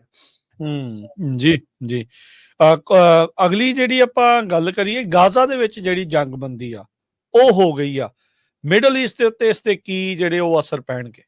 ਹਾਂਜੀ, ਇੱਕ ਵਾਰ ਤਾਂ ਜਿਹੜੀ ਹੈਗੀ ਉਹ ਜੰਗਬੰਦੀ ਹੋ ਗਈ ਆ, ਪਰ ਤੁਸੀਂ ਦੇਖੋ ਵੀ ਜਿਸ ਅਦਾ ਨਾਲ ਔਰ ਜਿਸ ਸ਼ਾਨੋ ਸ਼ੌਕਤ ਨਾਲ ਉਹਨਾਂ ਨੇ ਹੋਸਟੇਜ ਛੱਡੇ ਆ, ਜਿਸ ਤਰ੍ਹਾਂ ਇੱਕ ਆਫੀਸ਼ੀਅਲ ਡੰਮ ਦੇ ਤੌਰ ਤੇ, ਜਿਸ ਤਰ੍ਹਾਂ ਪੂਰੀ ਇੱਕ ਤਰ੍ਹਾਂ ਦੀ ਸਰਕਾਰ ਹੁੰਦੀ ਆ ਹਮਾਸ ਵਾਲਿਆਂ ਦੀ, ਜਿਸ ਦਲੇਰੀ ਨਾਲ ਔਰ ਜਿਸ ਸ਼ਾਨੋ ਸ਼ੌਕਤ ਨਾਲ ਉਹਨਾਂ ਨੇ ਹੋਸਟੇਜ ਛੱਡੇ ਹੈਗੇ, ਉਹਦੇ ਨਾਲ ਜਿਹੜਾ ਇਜ਼ਰਾਈਲ ਹੈ, ਸੋ ਇਜ਼ਰਾਈਲ ਜੰਗ ਜਿੱਤ ਕੇ ਵੀ ਜੰਗ ਹਾਰ ਗਿਆ ਹੋਇਆ ਮਹਿਸੂਸ ਹੋ ਰਿਹਾ ਹੈਗਾ। ਸੋ ਜਿਸ ਕਿਸਮ ਦੇ ਉਹ ਹੋ ਰਿਹਾ, ਤੁਸੀਂ ਦੇਖੋ ਵੀ 2 ਮਹੀਨੇ ਪਹਿਲਾਂ ਡਿਫੈਂਸ ਸੈਕਟਰੀ ਆ ਜਿਹੜੇ ਇਜ਼ਰਾਈਲ ਦੇ ਉਹ ਛੱਡ ਗਏ ਹੋਏ ਸੀ, ਉਹਨਾਂ ਨੇ ਅਸਤੀਫਾ ਦੇ ਦਿੱਤਾ ਸੀ, ਹਾਲਾਂਕਿ ਉਹ ਮੇਨ ਜਿਹੜੇ ਹੈਗੇ ਆਰਕੀਟੈਕਟ ਸੀ ਜੰਗ ਦੇ, ਔਰ ਉਹਨਾਂ ਨੇ ਕਿਹਾ ਵੀ ਨੇਤਨਯਾਹੂ ਜਾਣਬੁੱਝ ਕੇ ਜੰਗ ਨੂੰ ਵਧਾ ਰਹੇ ਹੈਗੇ ਆ, ਹਨਾ। We have nothing to do in Gaza, ਉਹ ਕਹਿੰਦੇ ਵੀ 2 ਮਹੀਨੇ ਪਹਿਲਾਂ ਫੌਜ ਦੇ ਕਰਨ ਲਈ ਕੁਝ ਵੀ ਨਹੀਂ ਸੀ ਬਚਿਆ ਉੱਥੇ, ਪਰ ਉਹ ਲਗਾਤਾਰ ਆ ਜਿਹੜੇ ਉਹ ਵਧਾ ਰਹੇ ਸੀ। ਤੁਸੀਂ ਦੇਖੋ ਇੰਨੀ ਵੱਡੀ ਘਮਸਾਨ ਦੀ ਜੰਗ ਜਦੋਂ ਸਾਰਾ ਗਾਜ਼ਾ ਤਬਾਹ ਕਰ ਦਿੱਤਾ ਹੋਇਆ, ਉਸ ਵੇਲੇ ਵੀ ਉਹਨਾਂ ਨੇ ਜਿਹੜੇ ਬੰਦੀ ਬਣਾਏ ਹੋਏ ਸੀਗੇ ਬੰਦੇ, ਉਹ ਇੱਕ ਵੀ ਬੰਦਾ ਛੱਡਣਿਆ ਨਹੀਂ ਹੈ। ਜਦੋਂ ਹੁਣ ਸੀਜ਼ ਫਾਇਰ ਹੋਇਆ, ਸੀਜ਼ ਫਾਇਰ ਤੋਂ ਬਾਅਦ ਤੁਸੀਂ ਦੇਖੋ 4 ਬੱਚੀਆਂ ਜਿਹੜੀਆਂ ਮਿਲਟਰੀ ਦੀਆਂ ਆਫੀਸਰ ਸੀ, ਜਿਸ ਸ਼ਾਨੋ ਸ਼ੌਕਤ ਨਾਲ ਬਕਾਇਦਾ ਆਪਣੀਆਂ ਮੋਹਰਾਂ ਲਾ ਕੇ ਰੈੱਡ ਕਰਾਸ ਨੂੰ ਉਹਨਾਂ ਨੇ ਸੌਂਪੀਆਂ ਨੇ, ਜਾਂ ਫਿਰ ਆਪਣੇ ਵੀ ਕੈਦੀ ਛਡਵਾਏ ਆ, 4-4 ਬੰਦਿਆਂ ਪਿੱਛੇ 200-200 ਕੈਦੀ ਉਹਨਾਂ ਨੇ ਆਪ ਦਾ ਛਡਵਾਇਆ। ਸੋ ਇਟ ਮੀਨਸ ਜਿਹੜੀ ਨੈਤਿਕ ਜੰਗ ਹੈਗੀ ਆ ਉਹ ਨੇਤਨਯਾਹੂ ਹਾਰ ਗਿਆ ਹੋਇਆ। ਸੋ ਜੇ ਉਹਨੇ ਜੰਗ ਲੜਨੀ ਵੀ ਸੀ, ਕੁਝ ਐਥਿਕਸ ਦੇ ਆਧਾਰ ਤੇ ਲੜਨੀ ਚਾਹੀਦੀ ਸੀ। ਸੋ ਜਿਸ ਅਨਐਥੀਕਲ ਆਸਪੈਕਟ ਨਾਲ ਨੇਤਨਯਾਹੂ ਨੇ ਜੰਗ ਲੜੀ ਆ, ਉਹਦੇ ਵਿੱਚੋਂ ਹਾਰ ਦੀਆਂ ਸੰਭਾਵਨਾਵਾਂ, ਨੈਤਿਕ ਹਾਰ ਦੀਆਂ ਸੰਭਾਵਨਾਵਾਂ ਜਿਹੜੀਆਂ ਵੱਡੀਆਂ ਪਾਈਆਂ ਸੀ, ਜਿਹਦਾ ਕਿ ਉਹਨੂੰ ਸਾਹਮਣਾ ਕਰਨਾ ਪੈ ਰਿਹਾ ਹੈ। ਜੀ ਬਿਲਕੁਲ। ਤੇ ਜਾਂਦੇ ਅਵਤਾਰ ਸਿੰਘ ਜੀ ਗੱਲ ਕਰਦੇ ਆ, ਚੀਨ ਦੀ ਜਿਹੜੀ ਡੀਪ ਸੀਕ ਐਪ ਆ, AI ਵਾਲੀ ਐਪ ਆ, ਉਹਨੇ ਤੂਫਾਨ ਲੈ ਆਂਦਾ, ਜਿੱਥੇ billions and trillions of dollar America ਦੀਆਂ ਕੰਪਨੀਆਂ ਨੇ ਲਾਇਆ, ਇਹਨੇ ਕੁਝ ਮਿਲੀਅਨ ਦੇ ਵਿੱਚ ਉਸ ਦੇ ਬਰਾਬਰ ਦੀ ਐਪ ਖੜੀ ਕਰ ਦਿੱਤੀ, ਜਿਹੜੀ ਕਿ ਨੰਬਰ 1 ਡਾਊਨਲੋਡਡ ਐਪ ਜਿਹੜੀ ਉਹ ਬਣ ਗਈ। ਇਸ ਨੂੰ ਕਿਸ ਤਰੀਕੇ ਦੇ ਨਾਲ ਜਿਹੜਾ ਉਹ ਦੇਖਦੇ ਆ? ਅਜੇ ਚੀਨ ਨੂੰ ਕਹਿੰਦੇ ਟੌਪ ਦਾ AI ਵਾਲਾ ਹਾਰਡਵੇਅਰ ਨਹੀਂ ਜਿਹੜਾ ਉਹ ਦਿੱਤਾ ਜਾ ਰਿਹਾ, ਫਿਰ ਵੀ ਉਸ ਦੇ ਬਾਵਜੂਦ ਕਰ ਗਏ। ਹਾਂਜੀ, ਤੁਸੀਂ ਦੇਖੋ ਵੀ ਇਹ ਇੱਕ ਤਰ੍ਹਾਂ ਨਾਲ ਆਪਾਂ ਜਿਸ ਤਰ੍ਹਾਂ ਕਹਿੰਦੇ ਆ ਵੀ ਫੁੱਲ ਝੜੀ ਚੱਲੀ ਆ, ਇੱਕ ਅਨਾਰ ਚੱਲਿਆ, ਅਨਾਰ ਇੱਕਦਮ ਉਹ ਤੋਂ ਬਾਅਦ ਬੁੱਝ ਜਾਂਦਾ ਅਨਾਰ, ਇੱਕ ਆਪਣਾ ਜਲਾਉ ਦਿਖਾ ਕੇ, ਹਨਾ। ਸੋ ਮੈਂ ਚੀਨ ਦੀ ਇਸ ਜਿਹੜਾ ਡੀਪ ਸੀਕ ਵਾਲਾ ਹੈਗਾ, ਠੀਕ ਹੈ, ਧਮਾਕਾ ਹੈ, ਪਿਛਲੇ 2-3 ਦਿਨਾਂ ਤੋਂ ਮੀਡੀਆ ਵਿੱਚ ਆ ਜਿਹੜੀਆਂ ਮਾਰਕੀਟਸ ਕ੍ਰੈਸ਼ ਹੋਈਆਂ ਨੇ, ਉਹ ਇੱਕ ਤਰ੍ਹਾਂ ਨਾਲ ਆਪਾਂ ਨੂੰ ਖੁਸ਼ੀ ਨਹੀਂ ਮਨਾਉਣੀ ਚਾਹੀਦੀ, ਖਾਸ ਕਰਕੇ ਜਿਹੜੀ ਆਪਣੀ ਸਿੱਖ ਪੋਪੂਲੇਸ਼ਨ ਆ, ਜਿਹੜੇ ਆਪਾਂ ਵੈਸਟਰਨ ਕੰਟਰੀਜ਼ ਵਿੱਚ ਬੈਠੇ ਹੈਗੇ ਆ, ਸੋ ਆਪਣੇ ਲਈ ਜਿਹੜੀ ਚੀਨ ਦੀ ਸਕਸੈਸ ਆ ਕੋਈ ਬਹੁਤੀ ਖੁਸ਼ੀ ਵਾਲੀ ਨਹੀਂ ਹੋਣੀ ਚਾਹੀਦੀ, ਕਿਉਂਕਿ ਟੈਕਨੀਕਲੀ ਚੀਨ ਨੇ ਹੋ ਸਕਦਾ ਵੀ ਕੋਈ ਮਾਰਕਾ ਮਾਰ ਲਿਆ ਹੋਵੇ, ਪਰ ਜਿਹੜੀ ਸੇਫਟੀ ਐਂਡ ਸਿਕਿਉਰਿਟੀ ਸਾਡੇ ਡਾਟਾ ਦੀ, ਸਾਡੀ ਪਰਸਨਲ ਆਇਡੈਂਟੀਟੀ ਦੀ, ਸਾਡੀ ਪਰਸਨਲ ਜਿਹੜਾ ਸਾਰੀਆਂ ਆਇਡੈਂਟੀਫਿਕੇਸ਼ਨਸ ਪਈਆਂ ਨੇ, ਜਿੰਨੀਆਂ ਸੇਫ ਐਂਡ ਸਿਕਿਉਰ ਉਹ ਵੈਸਟਰਨ ਕੰਪਨੀਜ਼ ਜਾਂ ਵੈਸਟਰਨ ਮੁਲਕਾਂ ਕੋਲ ਨੇ, ਉਹ ਤੁਸੀਂ ਦੇਖੋ ਵੀ ਪੂਰੇ ਵੈਸਟਰਨ ਮੁਲਕਾਂ ਦਾ ਜਾਂ ਇਨਕਲੂਡਿੰਗ ਆਪਣਾ ਡਾਟਾ ਜੇ ਚੀਨ ਦੇ ਸਰਵਰਾਂ 'ਚ ਚਲਿਆ ਜਾਂਦਾ ਹੈ, ਚੀਨ ਨੂੰ ਇੱਕ ਤਰ੍ਹਾਂ ਨਾਲ ਭਰੋਸੇਯੋਗ ਸਟੇਟ ਤੇ ਨਹੀਂ ਕੀਤਾ ਜਾ ਸਕਦਾ। ਚੀਨ, ਰਸ਼ੀਆ ਤੇ ਇੰਡੀਆ ਨੂੰ ਇੱਕ ਭਰੋਸੇਯੋਗ ਸਟੇਟ ਦੇ ਤੌਰ ਤੇ ਮਾਨਤਾ ਨਹੀਂ ਦਿੱਤੀ ਜਾ ਸਕਦੀ ਜਿੰਨੀ ਭਰੋਸੇਯੋਗਤਾ ਵੈਸਟਰਨ ਕੰਟਰੀਜ਼ ਦੀ ਹੈ। ਇੱਥੇ ਆਪਾਂ ਸਾਰੇ ਡਾਟਾ ਪ੍ਰੋਟੈਕਸ਼ਨ ਐਕਟ ਰਾਹੀਂ ਪ੍ਰੋਟੈਕਟਡ ਆ, ਆਪਣਾ ਡਾਟਾ ਲੀਕ ਨਹੀਂ ਕੀਤਾ ਜਾ ਸਕਦਾ। ਈਵਨ ਤੁਸੀਂ ਦੇਖੋ ਆਪਣੀਆਂ ਇੰਸ਼ੋਰੈਂਸ ਕੰਪਨੀਆਂ, ਆਪਣੇ ਬੈਂਕ ਜਾਂ ਆਪਣੀਆਂ ਹੋਰ ਸੰਸਥਾਵਾਂ, ਜਦੋਂ ਆਪਾਂ ਉਹਨਾਂ ਨਾਲ ਇੰਟਰੈਕਟ ਕਰਦੇ ਆ, ਸਾਨੂੰ ਨਾਲ ਦੇ ਨਾਲ ਦੱਸਦੇ ਹੈਗੇ ਆ ਵੀ ਤੁਹਾਡਾ ਡਾਟਾ ਕਿਸੇ ਵੀ ਥਰਡ ਵਰਲਡ ਕੰਟਰੀ ਵਿੱਚ ਨਹੀਂ ਰੱਖਿਆ ਜਾਊਗਾ, ਸਟੋਰੇਜ ਨਹੀਂ ਕੀਤਾ ਜਾਊਗਾ, ਉਹ ਡਾਟਾ ਸਾਰਾ ਵੈਸਟਰਨ ਕੰਟਰੀਜ਼ ਵਿੱਚ ਹੀ ਹੋਊਗਾ। ਸੋ ਟੈਕਨੀਕਲ ਐਡਵਾਂਸ ਦਾ ਮਤਲਬ ਇਹ ਨਹੀਂ ਹੈ ਵੀ ਤੁਸੀਂ ਆਪਣੇ ਹੱਥ ਵੱਢ ਕੇ ਚੀਨ ਨੂੰ ਦੇ ਦਿਓ। ਸੋ ਚੀਨ ਤੇ ਕਿਸੇ ਗੱਲ ਨੂੰ ਵੀ ਵਿਸ਼ਵਾਸ ਨਹੀਂ ਕੀਤਾ ਜਾ ਸਕਦਾ ਵੀ ਉਹ ਸਾਡੇ ਡਾਟਾ ਨੂੰ ਜਿਹੜਾ ਹੈਗਾ ਮੈਨੀਪੂਲੇਸ਼ਨ ਨਹੀਂ ਕਰੇਗਾ। ਸੋ ਬੇਸ਼ੱਕ ਕ੍ਰੈਸ਼ ਆਏ ਨੇ, ਕ੍ਰੈਸ਼ ਨੂੰ ਮੈਨੂੰ ਲੱਗਦਾ ਵੀ ਥੋੜੇ ਕੁ ਦਿਨਾਂ ਬਾਅਦ ਕ੍ਰੈਸ਼ ਨੂੰ ਇਹਨੂੰ ਭਰ ਲਿਆ ਜਾਵੇਗਾ ਜਿਹੜੇ ਮਾਰਕੀਟ ਵਿੱਚ ਆਏ ਨੇ, ਪਰ ਆਪਾਂ ਨੂੰ ਵੈਸਟਰਨ ਕੰਟਰੀਜ਼ ਦੇ ਜਿਹੜੇ ਇਕਵਿਪਮੈਂਟ ਆ, ਵੈਸਟਰਨ ਕੰਟਰੀਜ਼ ਦੀਆਂ ਕੰਪਨੀਜ਼ ਆ, ਇਹ ਭਰੋਸੇਯੋਗਤਾ ਦੇ ਹੈਗੀਆਂ। ਸੋ ਟੈਕਨੀਕਲ ਤੁਸੀਂ ਦੇਖੋ ਹੁਣ ਆਪਾਂ 30-35 ਸਾਲ ਪਿੱਛੇ ਚਲੇ ਜਾਈਏ, ਜਾਪਾਨ ਦੀ ਜਿਹੜੀ ਇਲੈਕਟ੍ਰੋਨਿਕਸ ਸੀ, ਚਾਹੇ ਉਹ ਨੈਸ਼ਨਲ ਪੈਨਾਸੋਨਿਕ ਸੀ, ਚਾਹੇ ਸੋਨੀ ਸੀ ਜਾਂ ਹੋਰ ਸੀ, ਉਹਦੇ ਜਿਹੜੇ ਟੈਲੀਵਿਜ਼ਨ, ਟੇਪ ਰਿਕਾਰਡਾਂ ਜਾਂ ਹੋਰ ਕੁਝ ਆਉਂਦਾ ਸੀ, ਉਹ ਕਿੰਨਾ ਪਾਏਦਾਰ ਸੀ। ਚੀਨ ਵਿੱਚੋਂ ਜਿੰਨੀਆਂ ਚੀਜ਼ਾਂ ਬਣ ਕੇ ਆਈਆਂ 6-6 ਮਹੀਨੇ ਬਾਅਦ ਖਰਾਬ ਹੋ ਜਾਂਦੀਆਂ। ਸੋ ਚੀਨ ਦੀ ਕੁਆਲਿਟੀ ਆ ਜਿਹੜੀ ਉਹ ਉਸ ਲੈਵਲ ਦੀ ਨਹੀਂ ਹੈ, ਉਸ ਦੀ ਭਰੋਸੇਯੋਗਤਾ ਤੇ ਖਾਸ ਕਰਕੇ ਜਦੋਂ ਡਾਟਾ ਤੇ ਆਇਡੈਂਟੀਟੀ ਡਾਟਾ ਦੀ ਗੱਲ ਆਉਂਦੀ ਆ, ਉਸ ਵੇਲੇ ਚੀਨ ਤੇ ਭਰੋਸਾ ਨਹੀਂ ਕੀਤਾ ਜਾ ਸਕਦਾ। ਸੋ ਆਪਾਂ ਇਹ ਨਾ ਦੇਖੀਏ ਵੀ ਸਾਨੂੰ ਸਸਤੀਆਂ ਚੀਜ਼ਾਂ ਮਿਲ ਰਹੀਆਂ ਨੇ। ਡੀਪ ਸੀਕ ਨੇ ਸਾਨੂੰ ਸਸਤੇ ਟੂਲ ਦੇ ਦਿੱਤੇ ਨੇ, ਡੀਪ ਸੀਕ ਨੇ ਸਾਨੂੰ ਸਸਤਾ ਬੋਟਿੰਗ ਮਾਡਲ ਦੇ ਦਿੱਤਾ। ਅਸਾਂ ਇਹ ਵੀ ਦੇਖੀਏ ਵੀ ਸਾਡੀ ਆਇਡੈਂਟੀਟੀ ਤਾਂ ਨਹੀਂ ਕੰਪਰੋਮਾਈਜ਼ ਹੁੰਦੀ। ਹਾਂ, ਸਾਡੀ ਆਇਡੈਂਟੀਟੀ ਆ ਜਿਹੜੀ ਉਹ ਜਿਹੜੀ ਚਾਈਨਾ ਦੀ ਮਿਲਟਰੀ ਜਾਂ ਇੰਟੈਲੀਜੈਂਸ ਸਰਵਿਸਿਜ਼ ਕੋਲ ਤਾਂ ਨਹੀਂ ਚਲੇ ਜਾਂਦੀ। ਸੋ ਇਹ ਆਪਣੇ ਲਈ ਬਹੁਤ ਵੱਡੇ ਕੰਸਰਨ ਨੇ। ਆਪਾਂ ਵੈਸਟਰਨ ਕੰਟਰੀ ਜਿਹੜੇ ਲਿਬਰਲ ਡੈਮੋਕ੍ਰੇਸੀਜ਼ ਦੇ ਵਿੱਚ ਕੰਟਰੀਜ਼ ਵਿੱਚ ਆਪਾਂ ਬੈਠੇ ਆ, ਆਪਾਂ ਨੂੰ ਇਹਨਾਂ ਡੈਮੋਕ੍ਰੇਸੀਜ਼ ਦੀ ਹਮਾਇਤ ਵਿੱਚ ਹੀ ਰਹਿਣਾ ਚਾਹੀਦਾ ਹੈ। ਜੀ ਬਿਲਕੁਲ। ਟਾਈਨਾਮਨ ਸਕੇਅਰ ਦੀਆਂ ਬਹੁਤ ਸਾਰੇ ਜਿਹੜੇ ਸਵਾਲ ਡੀਪ ਸੀਕ ਨੂੰ ਜਦੋਂ ਪੁੱਛੇ ਤਾਂ ਉਹ ਜਵਾਬ ਦੇਣ ਤੋਂ ਨਾ ਜਿਹੜੀ ਉਹ ਕਰ ਗਿਆ। ਸੋ ਇਹ ਆਮ ਹੀ ਆ ਵੀ ਕਿਹੜੀ ਚੀਜ਼ ਹੋਣੀ ਆ, ਕਿੰਨਾ ਕੁ ਸੈਂਸਰਡ ਹੋਣਾ ਤੇ ਕਿਹੜੀਆਂ ਚੀਜ਼ਾਂ ਹੋਣੀਆਂ ਡੀਪ ਸੀਕ ਤੋਂ। ਚਾਈਨਾ ਦੇ ਹਿਸਾਬ ਦੇ ਨਾਲ ਜੋ ਤੁਸੀਂ ਸੰਭਾਵਨਾਵਾਂ ਜਦ ਸੋਚਦੇ ਆ ਉਹੀ ਕੁਛ ਹੀ ਹੋਣਾ, ਉਸ ਤੋਂ ਪਰੇ ਨਹੀਂ ਜਾਣਾ। ਉਹ CCP ਦੇ ਅੰਡਰ ਹੀ ਜਿਹੜਾ ਉਹ ਸਾਰਾ ਕੁਝ ਚੱਲੂਗਾ। ਟਿਕਟੌਕ ਦਾ ਰੌਲਾ ਵੀ ਤਾਂ ਹੀ ਜਿਹੜਾ ਉਹ ਸਭ ਤੋਂ ਵੱਧ ਬਰਾਬਰ ਦਾ ਹੀ ਜਿਹੜਾ ਉਹ ਪੈ ਰਿਹਾ, ਕਿਉਂਕਿ ਉਹਦੀ ਕੰਪਨੀ ਵੀ ਜਿਹੜੀ ਚਾਈਨਾ ਬੇਸਡ ਹੈਗੀ ਆ। ਬਹੁਤ ਬਹੁਤ ਧੰਨਵਾਦ ਅਵਤਾਰ ਸਿੰਘ ਜੀ, ਬੜੀ ਮਿਹਰਬਾਨੀ ਗੱਲਬਾਤਾਂ ਦੇ ਲਈ। ਤੇ ਆਉਂਦੇ ਦਿਨਾਂ ਦੇ ਵਿੱਚ ਫਿਰ ਤੁਹਾਡੇ ਨਾਲ ਹੋਊਗੀ ਮੁਲਾਕਾਤ, ਹੋਰ ਜਿਹੜੀਆਂ ਆ ਗੱਲਾਂ ਬਾਤਾਂ ਵੱਖ-ਵੱਖ ਜਿਹੜੇ ਆ ਮੁੱਦਿਆਂ ਦੇ ਉੱਤੇ ਕਰਾਂਗੇ ਵਿਚਾਰ ਚਰਚਾ। ਧੰਨਵਾਦ। ਵਾਹਿਗੁਰੂ ਜੀ ਕਾ ਖਾਲਸਾ, ਵਾਹਿਗੁਰੂ ਜੀ ਕੀ ਫਤਿਹ।